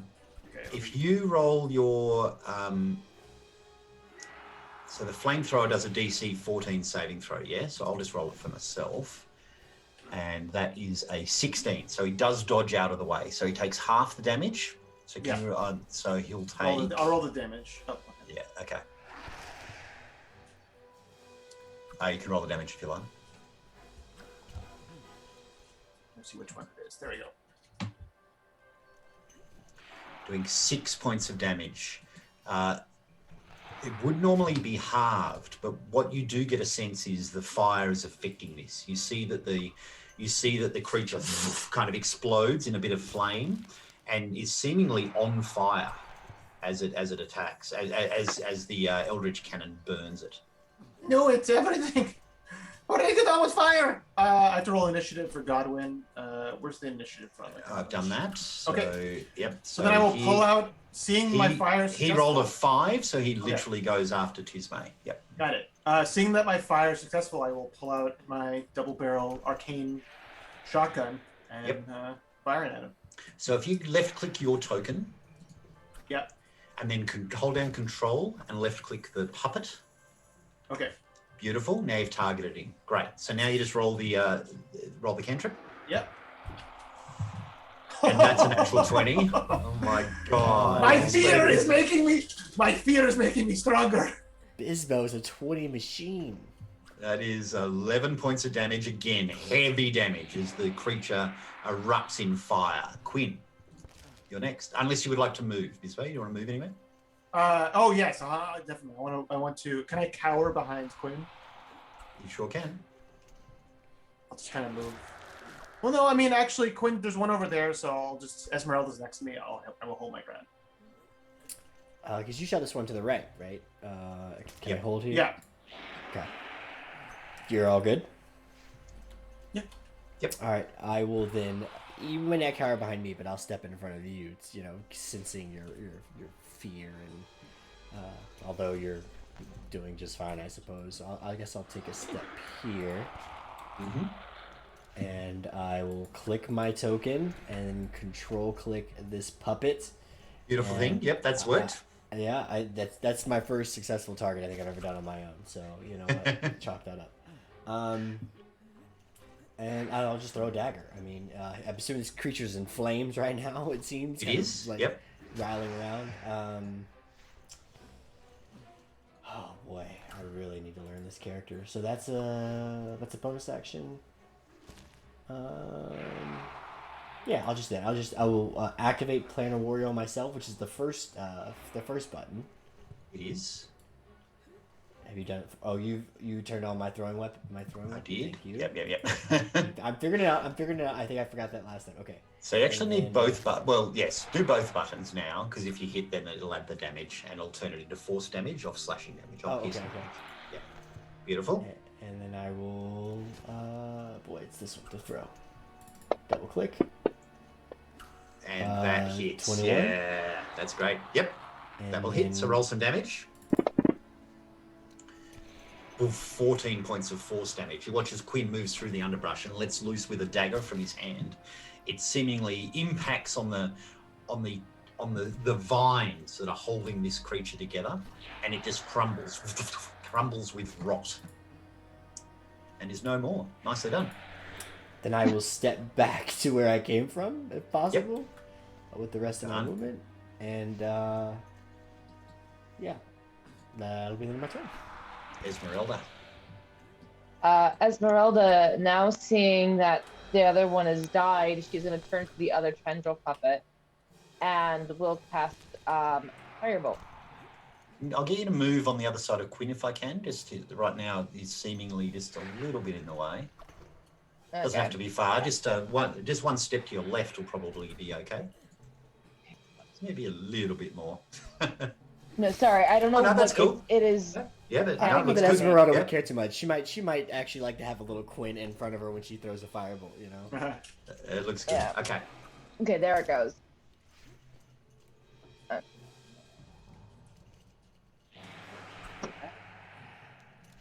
So roll the little dice on Firebolt, and that goes wide. That misses. It impacts on the vine behind. The creature's shambling even more towards. That's your action. Any And- bonus actions? I'm going to burn 2 sorcery points and do another one as a bonus action. Yeah, that is awesome. Don't fall for it. James loves it when you burn sorcery He's- points. Yeah, he does. This is Oh, the the second pain one is goes real. wide. The pain is real. Sorry, Taylor. Any All right. more movement? That's all I can do. That's all you can do. Okay. As the puppet shambles towards 5, 10, 15, 20, 25 towards Tismay. Of course. Grapple check Tismay. I'll go ahead and spoil this for you. Oh no. Stop. Leave her alone. I've seen this Let's play do out a before. Chris Crocker meltdown, but instead of leave Brittany alone, it's leave Tismay alone. All right. Oh, I should show you. It's an awesome picture too. I'll just throw that up as well, just because why not? Ooh. This creature brings its arms together, and it seems to the roots seem to come out of its hands. So it's not the body that's attacking you. It's the plant that seems to be animating it, and so it will do its assegai attack. Trying to show it on the screen here. I don't have an actual image location for us, but I'm gonna just slide it on here so people. And that will hit with a 21, doing 5 points of piercing damage as the vines thud into your body. From behind Esmeralda, another of these creatures emerges. 5, 10, 15, 20, 25, 30, and hurls some thorns towards you. That's rude.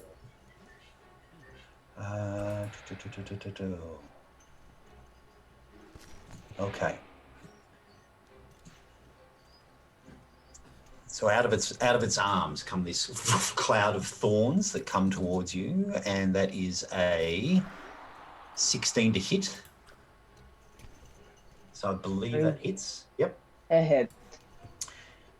And you will take a grand total of 10 points of piercing damage, but almost like a cactus exploding or like a pollen, Bisbo and Quinn behind you get hit by this kind of cloud of spores, these tiny little annoying, piercing flesh, kind of flesh that impacts your body. So can I get both of you to make a dexterity saving throw for me, please?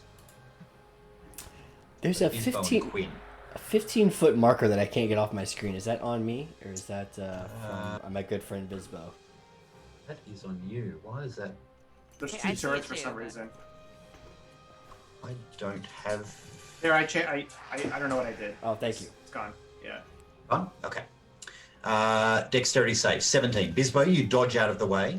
Quinn, dex save. Dex saves are on the right. Double click. 20. And you two as well. So the both of you roll out of the way from that attack. As one more of these puppets emerges from below the mushroom. 5, What? 10, 15, 20, 25, 30. I knew it. The trees are evil. And is going to fire the same shot at Bisbo. So Hell's Thorns, and that is a 17 to hit.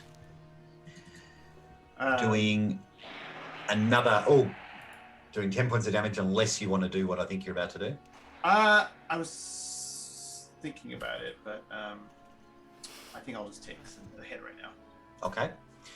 As you take the hit, again, this cloud of spores emerges from around Bisbo.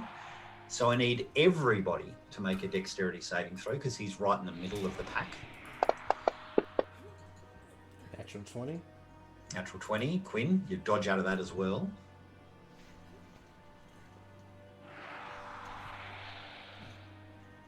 Esmeralda dodges out of the way. Big money, no way. Ooh! Wow. Another one. Another natural 20 for Tismane. Jesus. How about you, Bisbo? Oh, I have to make one. Oh, no, sorry, you don't. No. Okay. But Godwin does. Oh, And your really? and your Eldritch Cannon does. They're constructs. Does that make a difference as far as spores or? Nope. They're kind of little flechette rounds of this kind of, imagine dandelion puffs, but deadly. But with Oh, okay. but serrated edges instead Yeah, of serrated, floating yeah. on. Goblins in the air. Does that matter, or it's still big enough to? Doesn't matter. Still Okay. in there. Anyone within 10 feet, 5 feet. So that's fine. That's not good. Okay, well then. So for the turret, I think I just rolled straight dex. Yep. I don't think it Dex has. save. It'll be on its. So that's not. I can quickly roll it. I'm right here. Let's do it. Okay. Oh, I see. There's a little S. Yeah. Okay. So turret dodges out of the way. Let's see if Godwin does. Monster. And a 12 does not. Needs a 13. No. Godwin He's takes dead. He's dead. 7 points of damage as these cloud of spores takes Godwin, and he collapses, sparking, lifeless to the ground. Rude. Tismay, your turn. I turn. Is she gonna react to all these spores? No. Tismay is going to, seeing the person right in front of her who's been reaching out to her, is first going to, she's going to pull out her scimitar, that she hasn't gotten Yep. to use yet, that she's trained with, and you will see the scimitar starts to glow with this, like, grayish energy around her weapon, and she will cast Withering Smite as a bonus action. Oh, nice. Could you? Yep. So click it. That loads up your weapon, doesn't it? Yep. Yes. Excellent. And then when she does that, she will take a swing with her weapon at the. Oh, let's see. Can I click? Okay. So left click yourself, and then control left click the target. Beautiful. Now on your actions page at the top, you should have your scimitar, Oh, and that misses, goes wide. So that's your That's bonus action to put Withering Slide, and your action to swing. That's You all. stand your ground. Yep. you stand my ground. Just stand there. Okay. So top of the round, Bisbo. Well, first I'm crying and screaming at the same time. I will never forgive you, trees. You will fucking die. Oh, excuse me. He's bawling and his eyes have turned red and there's like smoke coming out of his nose. Maybe there's some like vestigial, this is just the ancient line of the dragon beats heavy in his heart as rage pours in his blood. He's just gonna go full hog on this thing. I mean, it's not fancy. I'm just gonna burn it again with my cannon. Left click yourself, control left click the target. Okay. With my cannon, so just click myself first too. Yep. Or click the cannon and then click it. You may be able to do that. You may not. Let it quickly. Yeah, you did. That's cool. Okay. That works. And then now the button for my Eldritch Cannon, it does both my attack and that save at the same time. Seems. Oh, is there is separate? that on? I don't have the that, cannon sheet. So there's Okay. my Eldritch Cannon sheet. You said you gave. Okay. Yeah. So you should have under flamethrower. If you hover over DC 14 dexterity saving throw, it should go blue. So if you double click that, and it fails, does not roll out of the way. So now just double click the 2d8 fire damage on it. This is pure sorrow and rage damage. Bam! 16 points of fire damage. The flamethrower erupts across the kudzu and lights this corpse that's being dangled by the vines. And I'm just so upset that I'm throwing out my boom boom boom tube. Ooh. And feeding it in its, I believe it's its mouth and launching out the other end, an acid vial. Ooh. What are you? Okay. So target him for me. Oh yeah, sorry. I have to click my token now and then. Yep. And then it. So many things. Okay, like that. And then catapult. Does he have advantage or something? It rolled twice. It did have advantage and has failed. Yes. So now I do catapult damage and acid vial damage. You right? do. Yeah. Okay. Yeah. So there's the cannon damage. Oh, not almost. Yep. 10 points of damage. And then the acid damage, and I believe the acid acid damage. vial is. This is my last acid vial. I have to make more. Oh, I have 2. Is 2d6. That's correct. So I can just roll. Just the blood. Yep. Just the blood drop, not the thing. I just rolled it manually. 7 So 7 more points. Okay. of acid damage. Yeah. Yep. As it burns into the wood. It's like listening to you guys speak a different language. Like he's like, just the blood. Just click the blood. Just take it. What are you talking about? And how are you rolling so many dice in one turn? Because I'm using spells and items that I have the minimum amount of. I would not have used this normally, but this is pure like revenge, sorrow. Goblin Revere. Yeah. Okay. Yeah.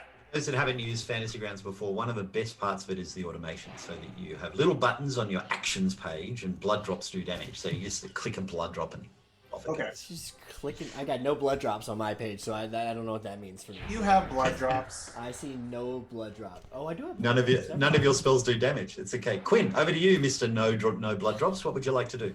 I'm gonna click this. I have a hunting trap that has 2 blood drops next to it, so There you go. be worried about how to use that. And Bispo, did you want to move at all, or are you happy to just wedge yourself in between there? Yeah. That's yes. You're happy to move. It was a yes or no question. Yes, you're happy to move. Oh no, I'm happy to just face this guy down, or I Sure. guess yeah. Okay. So what's the range attack if I have someone within melee 5 feet? Is it a disadvantage? Disadvantage, yeah.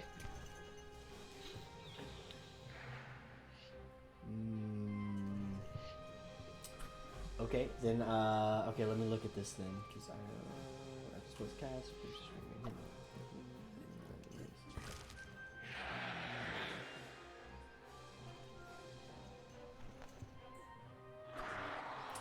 So, I'm sorry. I think. All right. Well, I don't know. Let's try this out since I've never used it before. So I'm going to use a new spell, a foretell distraction. So if I move up, oh god, I'm clicking OBS like it's actually the thing I should. So if I move up here,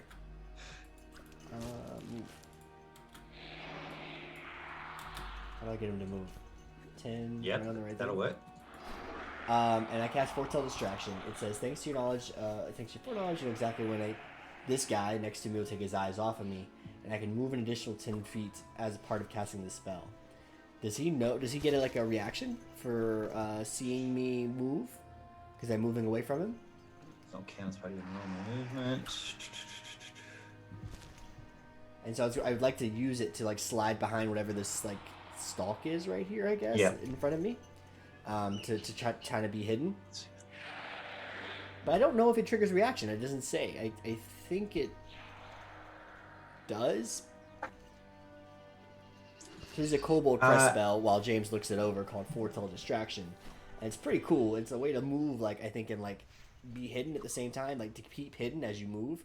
But maybe because I'm not hidden, it doesn't maintain it. So normally I would say yes. So normally I'd say, yep, you'd be fine and does not provoke an opportunity attack.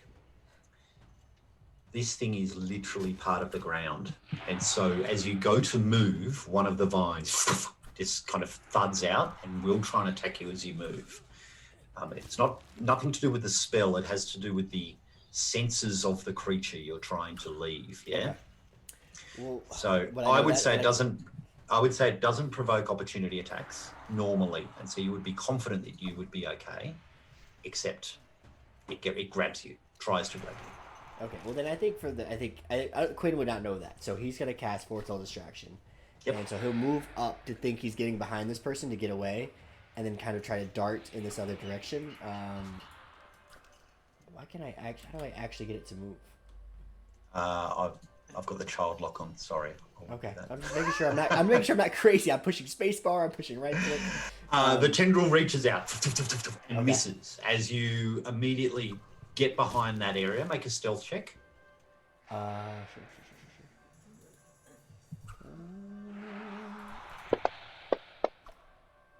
21. And that's a 21. Yep. So as far as you're aware, in the shadows behind underneath this root, it can't see you. How about this creature to the puppet that Bisbo was attacking? I think you'd be too close. I think had you gone back here on the other side of the route, then different. Yeah, but Can we do that? Because that's what I was. The goal was to try and get around this guy, but then I wanted an angle on this. It doesn't matter either way. I'm going to attack. Yeah, that's the guy okay. that's weak. If That's it's okay. hidden, great. If it's not, like, no big deal. Yeah, that's fine. No, that's okay. What's the range like on your weapon though? Can you left click yourself and can control left click the creature?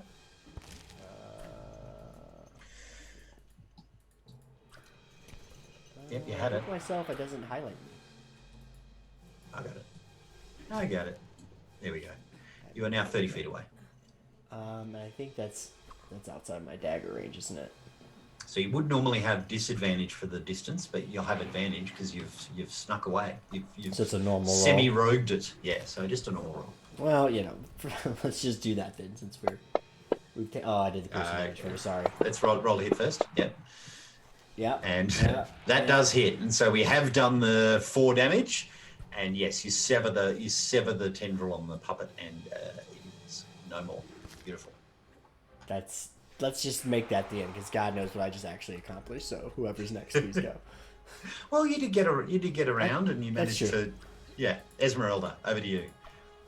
Okay, Esmeralda's going to move back. Around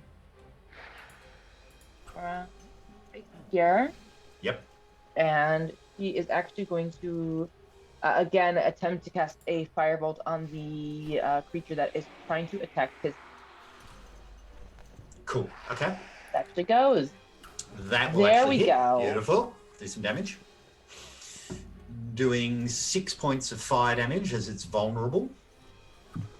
And then Esmeralda's going to look to Bisbo and ask him, do you need some distance? What? Do you need to be far? Would you like some distance between these people, between these creatures and I'm going to yourself? burn them all! Okay. Right, And then ends your turn.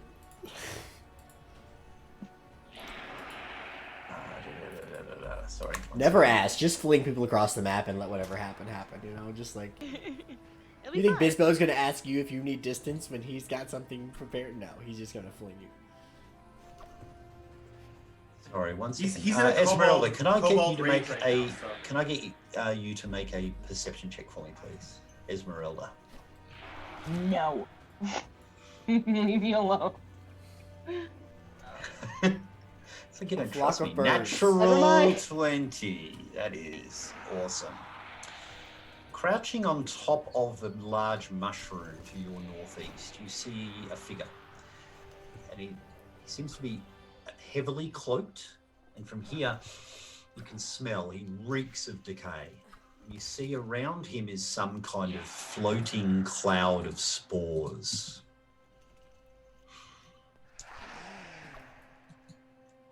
Well, this just popped up perfectly, so I'm just gonna let this kind of marinate here for a second on the stream.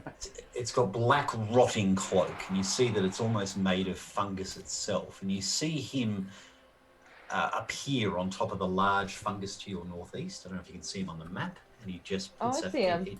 And he's putting his hand out as if controlling these things below. As the puppets attack once more, the first one is going to round itself onto Tismay as the cowardly Quinn just leaps out of its out of the range. It's a rough set of adjectives to use. And misses with an 8, as the second puppet will attack Bisbo into here, closest target. And that is a natural 2, so that will miss. Tismay, your turn. You still have your scimitar is still glowing with the necrotic damage of the withering. So yeah, given that, she will take another swipe at the puppet in front of her. No worries. You've still targeted it, so you don't need to do that again. Just roll to hit. Wonderful. Hopefully it'll go better. That will hit. Okay, so Withering Smite. This is the first time we've done that. Yeah. So we add the extra damage, which is the second button, which I've done, and then it must make a Constitution saving throw or take 1d6 damage at the start of each of its turns. So can you roll the little dice next to Withering Smite, which will do the save for me, please? Okay. Sorry, Esmeralda. And it fails its save, so it's going to take 1 necrotic damage every one of its turns. Can you roll your damage for your scimitar, please? Okay.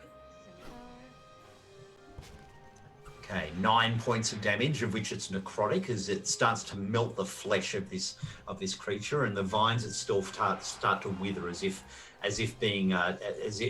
you've pulled the roots up. They start to go blacken in the sun. That was your action. Do you have any bonus actions you'd like to do? I do. Just want to dance. Yeah, really, that's all I really want to do at the moment. No, I do not. Moonwalking your way around to there? No, that's it? Yes. Awesome. Bisbo, over to you.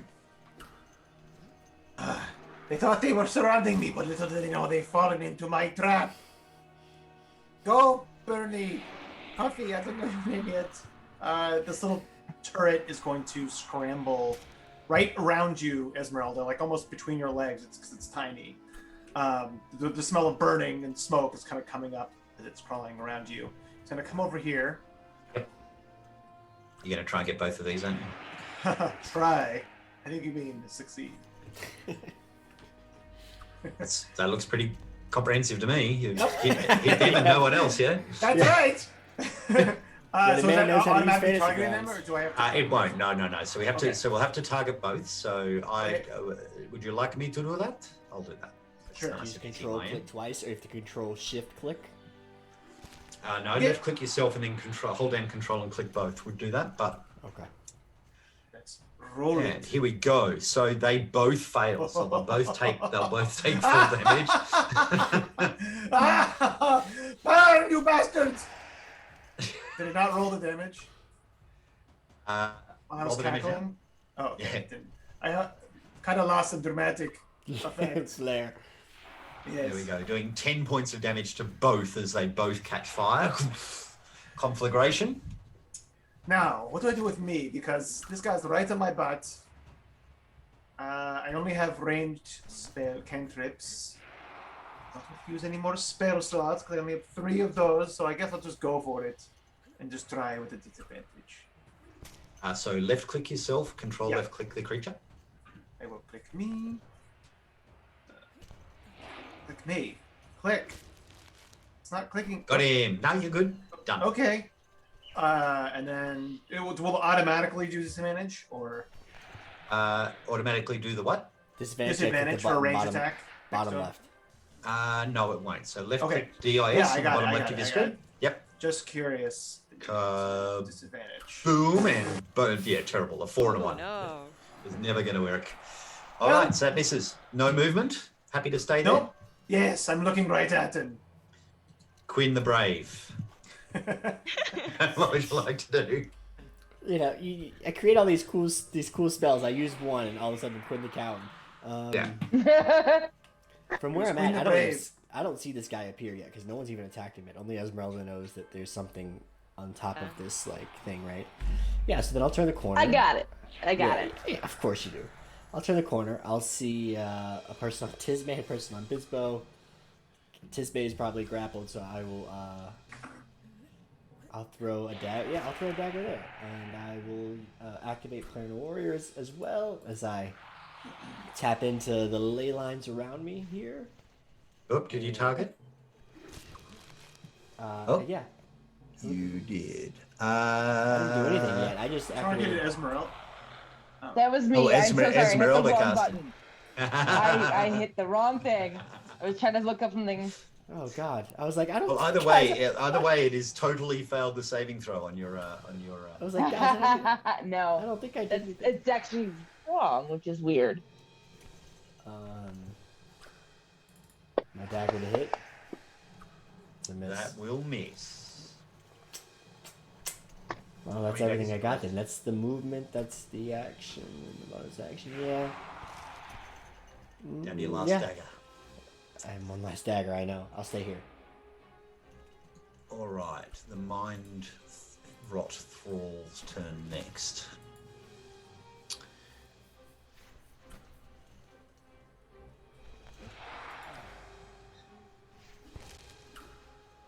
Okay.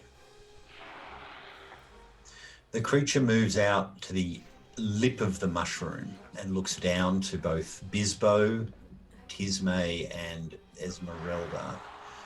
Hang on a minute. 15 foot. Maybe not. Maybe he can't get you that far. Or How tall is that mushroom? we'll say it's about 8 feet tall. Okay. Can't reach me. Never poke a DM. I don't want to go down there. But I will. Movement.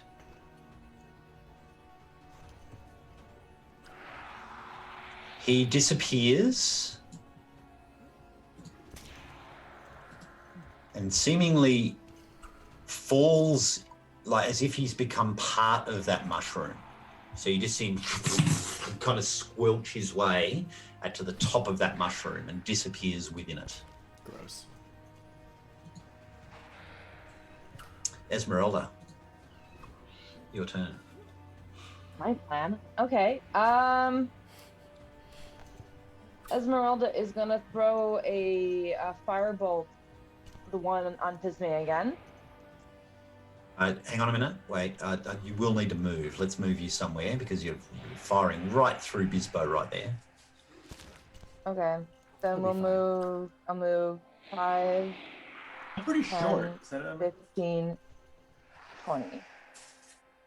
Yeah, that's cool. Yep. Okay, you have hit. I'm happy for you to take the hit. Yep, so roll the damage. Come on. It's impressive. 2 points of fire damage. Great. And then I'm gonna continue moving down to here. Okay. Now it's my turn. Any bonus actions? No? No, I'm gonna save it. The puppet continues to try and attack Tisme here. And rolls a 17 to hit. Doing a grand total of 9 points of damage as the tendrils again go into her body, and Tisme kind of writhes in pain as they pierce her shoulder. This tendril's going to try and it'll go Bisbo. And that is an 11 to hit, which misses. Tismay, over to you.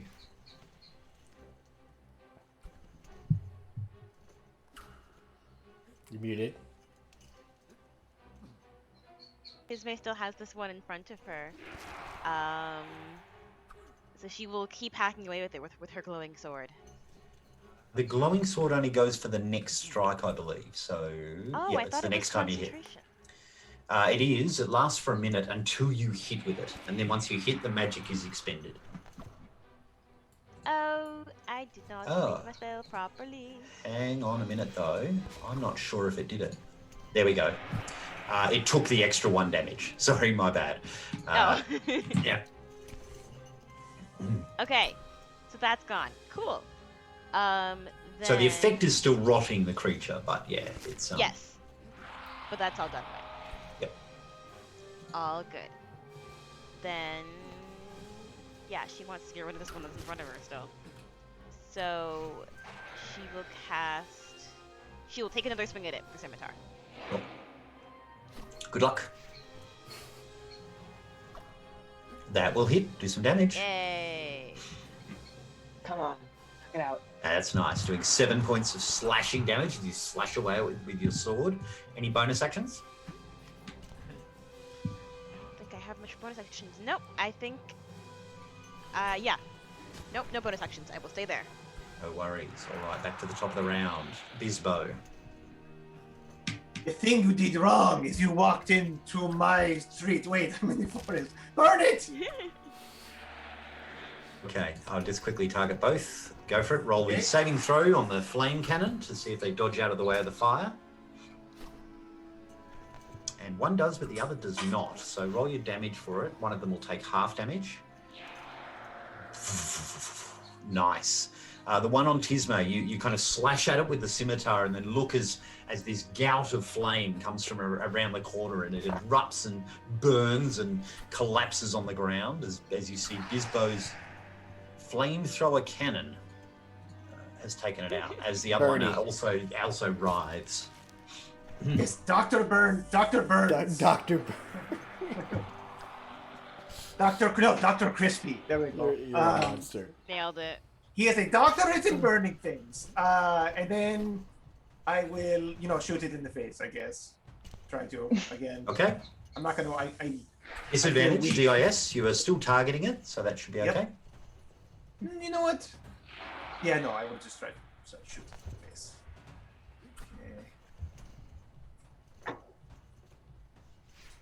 Okay. That hits, even with disadvantage.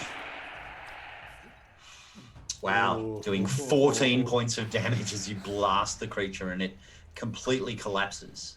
And then as the pile is burning, I pull out a little stogie that I have wrapped and I burn it on its... I light it on its corpse. And then I put it in my mouth and try to look cool as I breathe in, but then I am not used to smoking and I start coughing. Quinn. Quinn has no clue that there's another creature, I don't think, even in the playing Yeah, field right points now. told us. Yeah. So Now the he's, game just, is due. he's gonna snarkily kind of like walk in this direction to pick up one of the daggers he threw and missed. And kind of like look over at Esmeralda. So I'll use, action, bonus action, whatever you want. Like, say like those kingdom weapons coming in handy around here. And he'll like reach down and pick up a dagger and stow it and kind of look in the direction of one of the other ones, and that'll be his turn because he knows nothing else. Mm-hmm. Trying to look real cool and real, smooth the whole time. You want to smoke, Quinn? Are you smoking a burning corpse?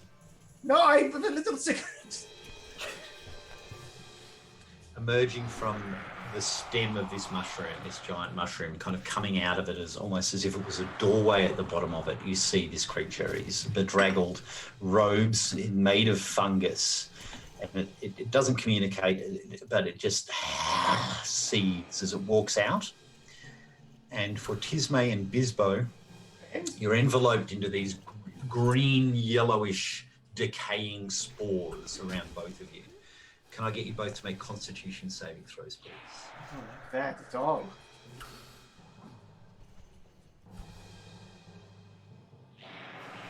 Tismay fails. Bisbo succeeds. I'm coughing. I was already coughing from that cigarette, so it's just...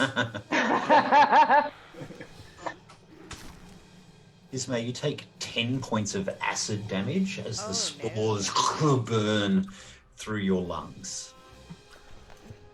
Esmeralda, you watch as Tismay's just you're gasping for breath as the acid spores invade her esophagus. Esmeralda is going to actually run up 15 and politely tell Bisbo, going to borrow this, as she casts Face Step, but because she's a springy Eladrin, she can choose a willing creature within 5 feet of her to move 30 feet instead.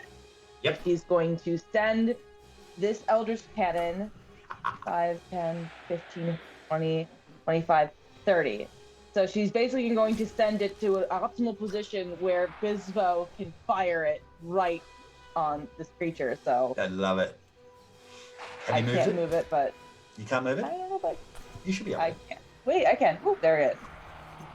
Awesome. There we go. With Vincent's hands. You watch as Esmeralda puts a hand out and the cannon just disappears for a second What? and reappears on the other side of the creature. Awesome. And then That's your bonus action. that's my bonus action. And then she is going to cast. Are the spores hanging out where they are, or? No, it was kind of Okay. a set and forget, yeah. So it came out as a wave. She breathed and took in a mouthful of them. Okay, she's gonna run on up because Tismay has been taking some beatings, and she is going to press a hand to her shoulder and let's get you some help as she'll cast Cure Wounds. What level cure wounds? 1. Hang on a minute. Let's target her first.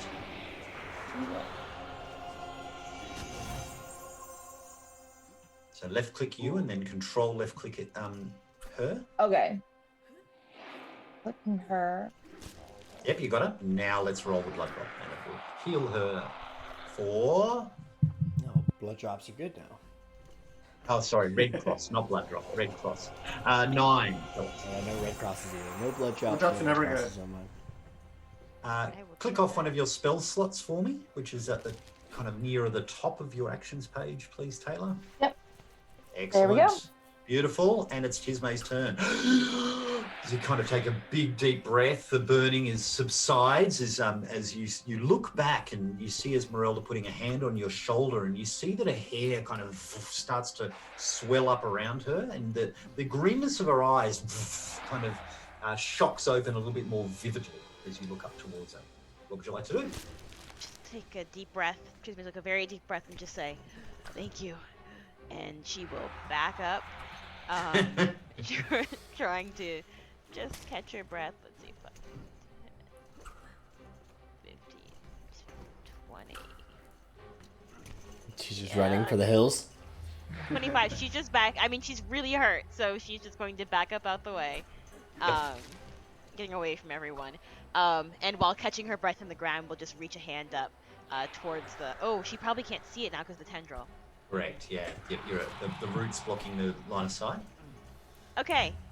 Can I retcon that until she backed up Yeah, of course. to where Yeah, she of could still course. see? Yeah, Okay. yeah. Move I where want you'd her to like go like there. Yeah, I guess on this that's side of the better. path. Yep, so you're now Okay. 35 feet away. Okay, great. Yeah, she'll reach up a hand and this like silvery purple stream of lightning of sorts will come out from her hand. She'll cast Guiding Bolt. So left click yourself, control left click the creature. That seems to work. Yep, you've got it.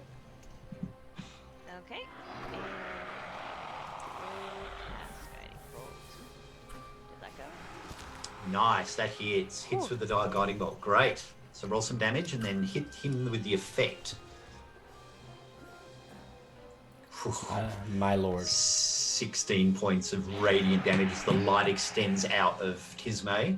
And of course now, there should be a little effect button, a little man button on your guiding bolt. I think it. Yep. There we are. Now, so now the next attack has advantage. So click off one of your spell slots up the top of your actions page. And I believe that's your turn. Yeah, she'll sit there and catch a breath. It's awesome. Bisbo. It's now. Is there like a little magical target on her? Yeah, he's glowing. Yeah, he has like he's a glow. glowing with kind of this shimmering stars within twilight. Yeah. Oh, it's so easy to hit. Thank you. Why don't you do this all the time? Okay, guess I will hit first with that. Oh, click me, click control. Yep, you got it. Okay. And then pull out. You're the mastermind. You will pay for what your peons did. You Nice. drop the 7 and hits with the 17. So beautiful. 23 to hit. That'll hit. Cool. Doing 1 point of damage. And as the firebolt fires out from your hand and impacts on the creature, you hear a squelch. This guy is like wet that. fungus, not dry fungus. I don't like that squelching noise. Okay, I will burn him with my cannon, I guess. Sure. Let me target with the cannon. Does the cannon have any advantage for being transported behind him? No, but it's now within range. You didn't have to move the cannon, which is very Okay. helpful. So you can just roll the saving throw? Okay. And it does not dodge out of the way. So it's kind of moved, doesn't get hit by the flame, and then behind this wave of fire from the Eldritch Cannon. And I say, smashes squelch the creature. this! As he's being burned. Awesome. Quinn? Oh, move if you would like to, Bisbo. Do you want to move at all? Yeah, my sheet's in the way. I think I'll run and get cover. All right, over to Quinn. I will get into range. I think of just the throwing daggers, which is what? I don't know, 20 feet? 20 feet? Yeah, the daggers are short, so 5, 10. Quinn the Brave, as he's known amongst his friends. Is he? The lone wolf? No, he's not. And I'll throw the dagger that I just picked up off the ground, so I'll activate my Eternal Warrior. Use Yeah, your come on. anti-squelching weapons. Go for it. Roll to hit. Natural 20. Natural Nice. 20. Nice. Nice. A total 13 points of 13 points damage. of damage. Yeah. You get a sense as you fire it out, it seems to resist the normal damage from the attack. It cops the force. Oh, but hang on, isn't everything forced?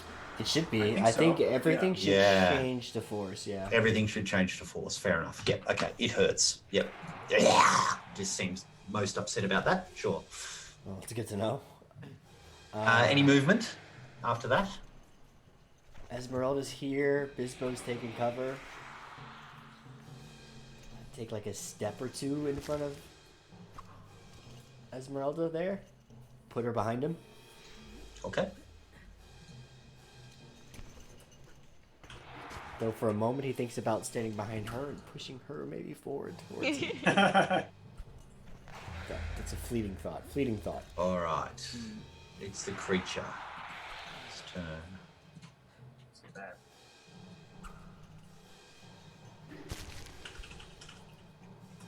It's gonna have to move. Moves to here and again breathes another gout of these spores. This cloud erupts out of its mouth. Yeah, can't quite get this bow. Okay. So Constitution saves, please, from Quinn and from Esmeralda. 8. Oh. That is a fail. And that is a success. So, Quinn. You got mind rot spores and take nothing. 2 acid damage. As again, starting to breathe in deep. Esmeralda, I need you to make a Constitution saving throw, please. Again? Oh, sorry, no, sorry, that's Tismay. Esmeralda, you're fine. Over to you. What would you like to do? Okay. She is going to move right here. Mhm. And she is going to reach into her Fey magic and cast a Chaos Bolt. So, real quick. So let's target him. Beautiful. Fantastic. Chaos Bolt. Erupts from your hand. And let's see if it hits.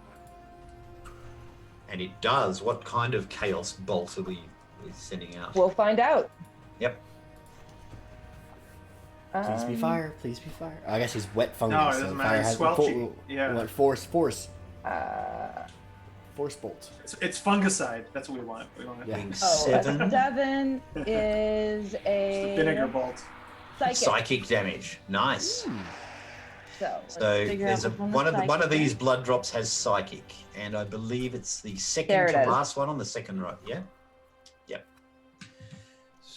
Poof, doing 19 points Jesus. of psychic damage to the creature, and it reels back. It's seemingly confused, unable to fathom what's just hit it. As the mind is, as you attack its mind, you see that part of the writhing network of vines around you starts to go limp, as if whatever it's doing with its mind and with its spores, it's like you've switched a circuit breaker. It's certainly not liking that at all.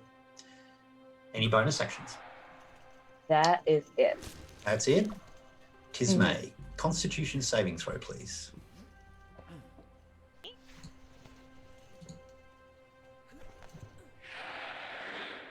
That is a Rolling fail. terribly. You take another. Oh, I'm rolling terribly. Another 2. Rolling 2d8 and rolling snake eyes twice. You take 2 more points of acid damage as the throat still burns from the spores that you've inhaled. Your turn. She's definitely gonna. Oopsies. She's seeing this creature move further towards her. She's gonna back up a little bit. No, she's not. No, she is. Yeah, she's gonna back up a little bit more. Mm-hmm. She really wants this thing dead, so it doesn't hurt. Oh gosh. Now, Quinn is very much in the way here. That's very true. She will maybe that goes okay, say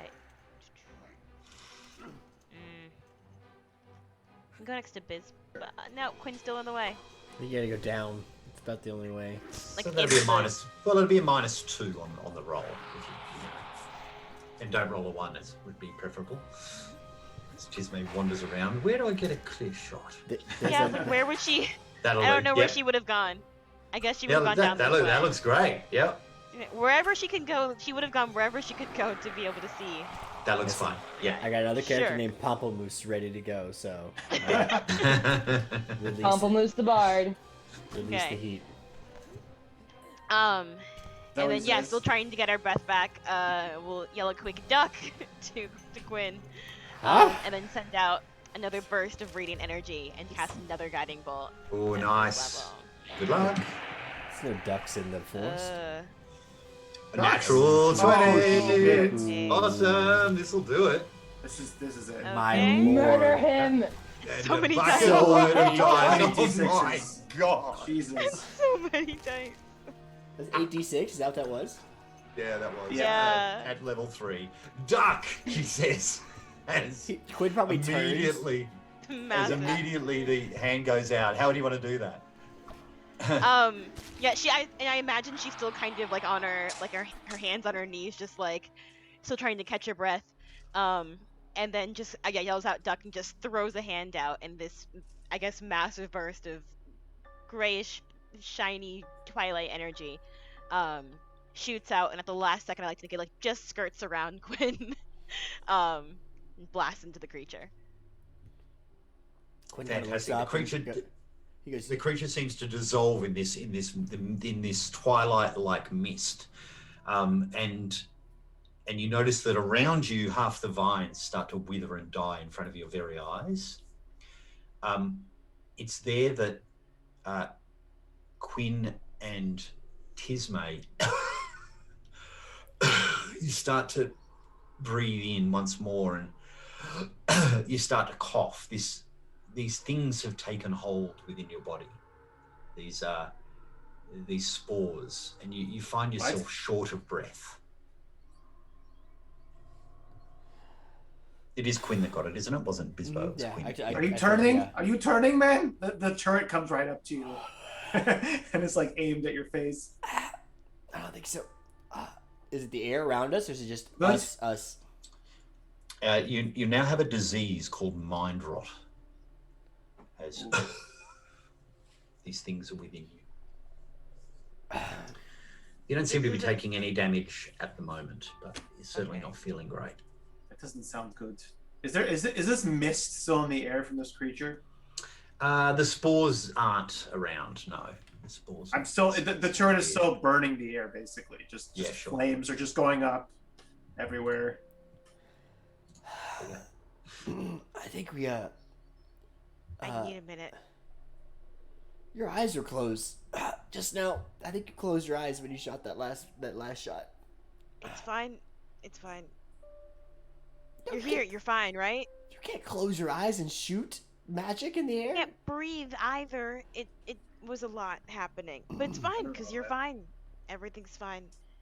It's kind of like she can do that because she did, and she like hit it right in the middle of the face and just destroyed it. Whew, that guy. I run over to pick up Godwin's corpse. Yep. Actually, Esmeralda will follow Bisbo and ask, can Godwin be healed? Or is he something you have to build again? Yes, I start pulling out materials and I just start hammering away, twisting things. Yes, Yep. hand me that tool. Which one? Which one? All of the tools. Okay, there you go. We take a Are you minute. sure we can't just use magic to fix him? Just like I need 10 minutes. I 10 keep yelling at you for different tools. The screwdriver. What's the screwdriver? It's that one with the point at the end. Okay, I need that. Pointy things at the end. Give Is me, it the okay, one with the pointy thing that looks like a star, or the one that looks like a straight line? the straight line one, and also the blowtorch. The thing that shoots out fire, right? Yeah, I need you to pump the bellows. The what? There's a little pump. Just start pumping away. Why? Okay.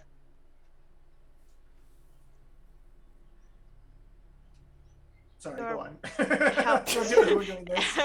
So how long is all of that? Like, what are we waiting It's here? 10 minutes. I mean, I'm worried. Unless you guys say something, I'm like working on his body. How bad do we feel, James? You're short of breath. You're, Uh-oh. you're not. It's not burning your throat anymore, but you do feel ill. Like it's seemingly, you're not. It's not a damaging thing, but you do feel like you've taken the effects. It's hard to breathe. It's like you're coming out of a bad asthma attack or a bronchitis. You get a sense that your lungs are heavy, and you feel lethargic from an illness. Trini, do you have any of that that water from the pond? I don't. But I do. So I'm just thinking it worked wonders on your eye and your horn. That was an illusion. It can. It was an illusion. I don't know if this is what. Well, regardless, Mhm. I'm dying of thirst right now, so I'll take a sip anyway and take my chances. Okay. Okay, so Quinn Okay. takes a sip of the magical hag water, and He grows, also grows horns. And That's oh, right. And as Plot you look twist. up, in fact, as you look up, you notice that the facade has dropped from Tismay. The horned crown is back, and you see that the milky eye has re-emerged. I'm not drinking the water then. I thought that was the whole point of this, was to drink the water. The water is cool and clear and pure. It tastes great. I mean, it's a beautiful mountain stream water. But as you kind of look up, you see that she's returned. Her form has returned. I don't know how to say this politely, but you look terrible. Oh, Oops. so it's back. Yeah, it's. I don't want to say the M word, but there's some substance coming from your eye, and your horns are full on. Yeah. I feel terrible. Yeah, same. I guess Tisme will also take a sip. She wants to save some of it, but she will also take a sip from the water. Okay. Because her throat is also a mess. Have you encountered this before? This creature in the forest? Absolutely not. Would you like to take a medicine check? Oh, yes. That's a great... I would definitely like to do that. Medicine. Oh, medicine's not bad. Who knew? Oh, terrible. You've not heard of these spores before, but Romilly would have talked you through common diseases. Effectively, you be aware that it needs a disease would need lesser restoration to try and magic to try and cure. This is not something that you can cure naturally. This feels magical. I've definitely never encountered these creatures before, but whatever it's done to us, whatever this is going to need to be dealt with more than just some rest. Maybe that And more than what I have today. Maybe that ex-husband druid knows something about this. He's a forest dwelling person, I think. Yeah. I may be able to help, but not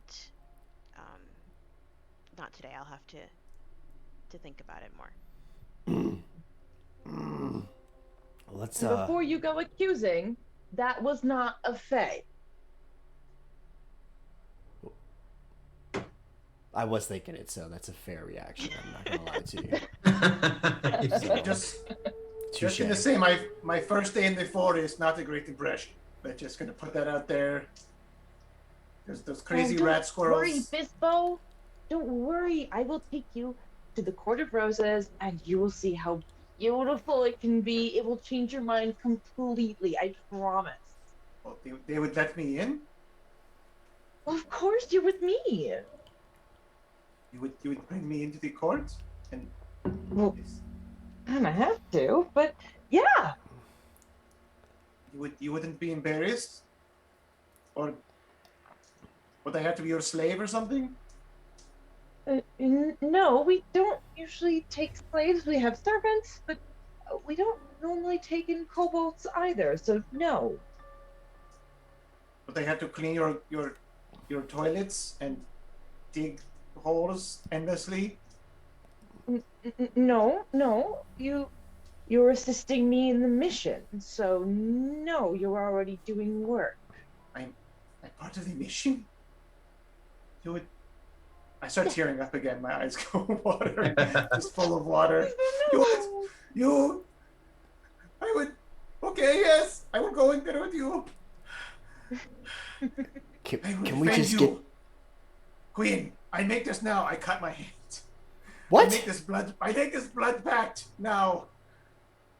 I could heard of them. I've never done them. I'm not sure, but I will defend you, Esmeralda and Tisme, my good friends, and of course Queen, my friend and sidekick. You will have the protection of Bispo, whatever that means. And I kind of just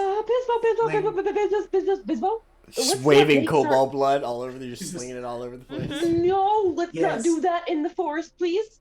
Keep your bodily fluids in your body. The squirrels? Your blood is the greatest essence of your life. Should something that means you harm get a hold of it, they can use it for bad things. So, Really? don't do that. Oh, Yes. okay. I will. Do you remember how the hag used the swan feather for scrying? Yes. And Oh, I guess now that I think about it, yes, there are many spells, aren't there, that uses bodily fluids or hair or pieces of a tooth or Pieces of a tooth. yeah. You can You're right, just you could- swear an oath on your honor as a private eye. I think that would have as much equal balance You're right. and power. Honor of my private eye. You will be, you will be protected.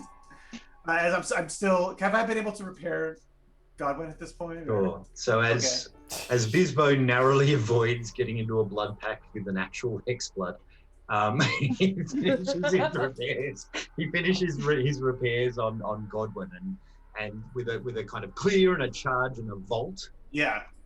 The familiar sparks back to movement. I won't say life, but sparks back to movement and starts to hover once more above the four of you. Can we Oh, there he is. can we get going? Trini and I both feel like we're smoked at least 8 of Bisbo cigarettes. Do you want to take a bit to rest? Maybe heal up before we That's what I go was going to further? ask too. I don't think we want to do that here, do we? Oh, That guy just we've walked through a mushroom. We've killed the threat. I think we'll be fine for an hour, but we just shouldn't linger. Dr. Sparky, Dr. Shit, what's his name? Dr. Burns? Dr. Cinders? Dr. Burns? Dr. Burns, Speaking of- yeah. He will keep watch and protect us as we rest. He just starts burning random squirrels anytime one. Oh. Speaking of which, did the creature completely wither away, or is there any like form or anything left to look at? No, there would be chunks of Oh. there would be chunks of fungus and and yeah, there'd definitely be blackened. I mean, you scorched it pretty badly. That was not that was a fair chunk of radiant damage, and it had been hit by some yeah. But there are chunks of fungus here, kind of big foot wide, big chunks of what this creature was. This is where you want to rest in the middle of this. Was that a squirrel? So rabid squirrel howl, if I've ever heard one.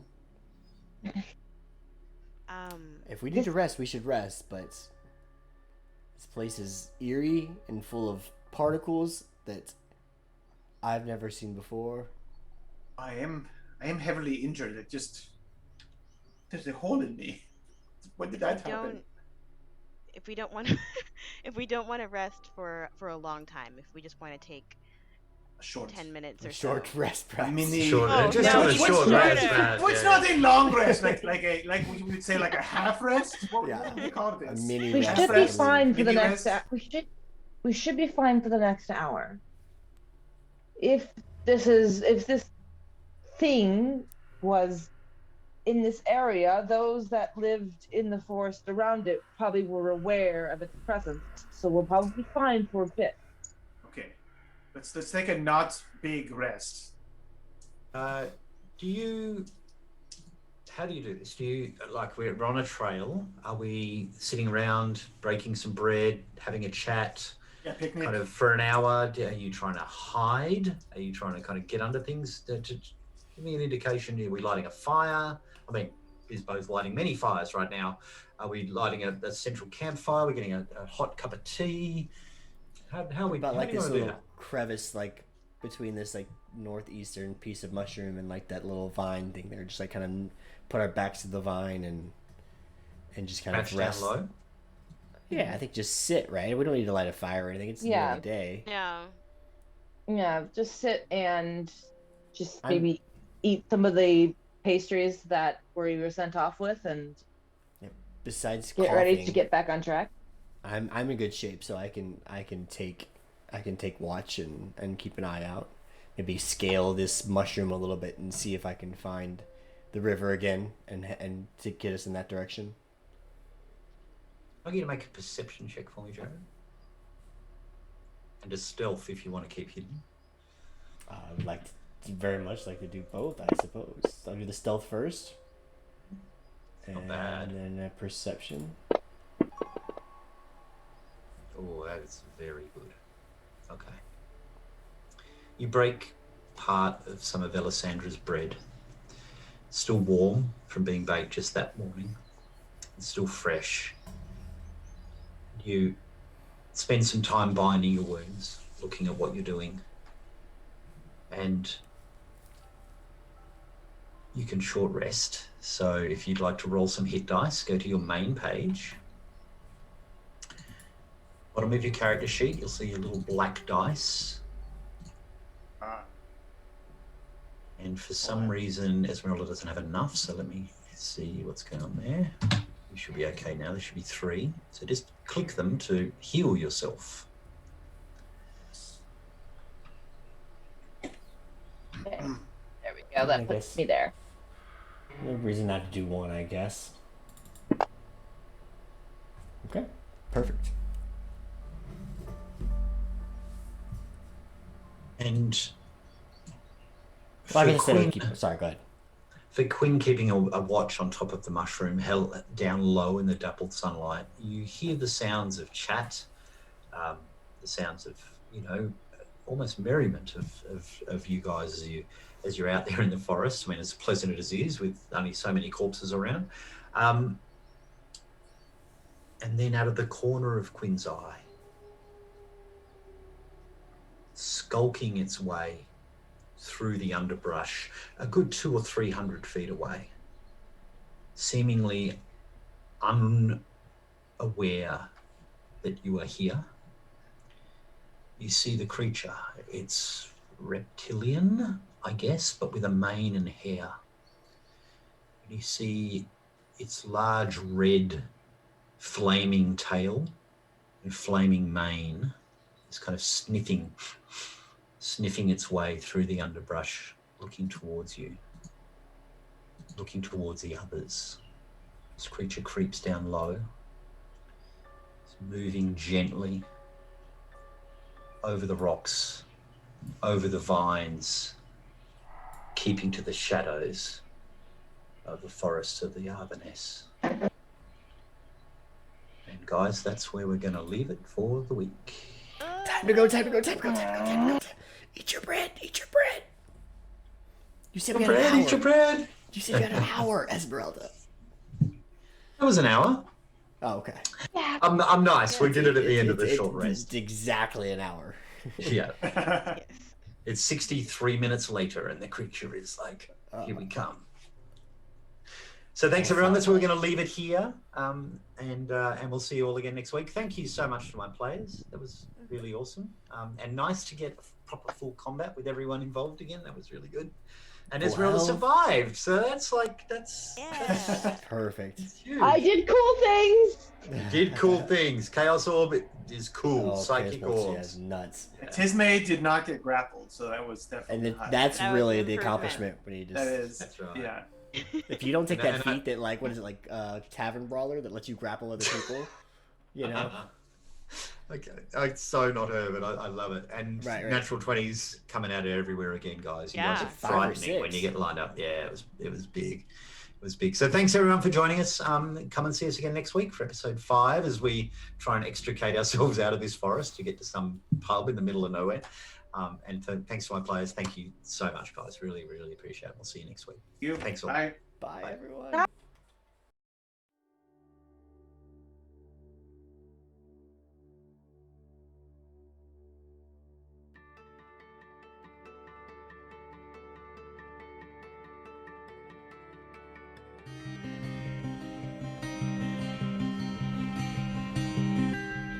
In the turbulent times of pre-war America, a seeker of the truth disappears. Brendan Sterling sought answers in experimental past life regression, and now a missing persons case leads to the discovery of a foul plot that could change time itself and bring disaster to the world. Welcome to A Cold Fire Within, a 6-part campaign for Pulp Cthulhu. This rollicking adventure combines evil cults, weird science psychic powers, and alternate realities in a wonderful pulp style. Hi, I'm James, a keeper at RPGathome, and I'm really excited to be starting a new campaign of A Cold Fire Within soon. This is one of our long-form campaigns to take place over several months, allowing you to create a complete character in a campaign that is centered around you. Using Sirenscape for immersive sound, the best maps, tokens and images around, our online games are run via Zoom and Fantasy Grounds, which we'll set up for you and is included as part of our monthly game fee. If you're interested in a pulp adventure like no other, come and join us for a cold fire with you.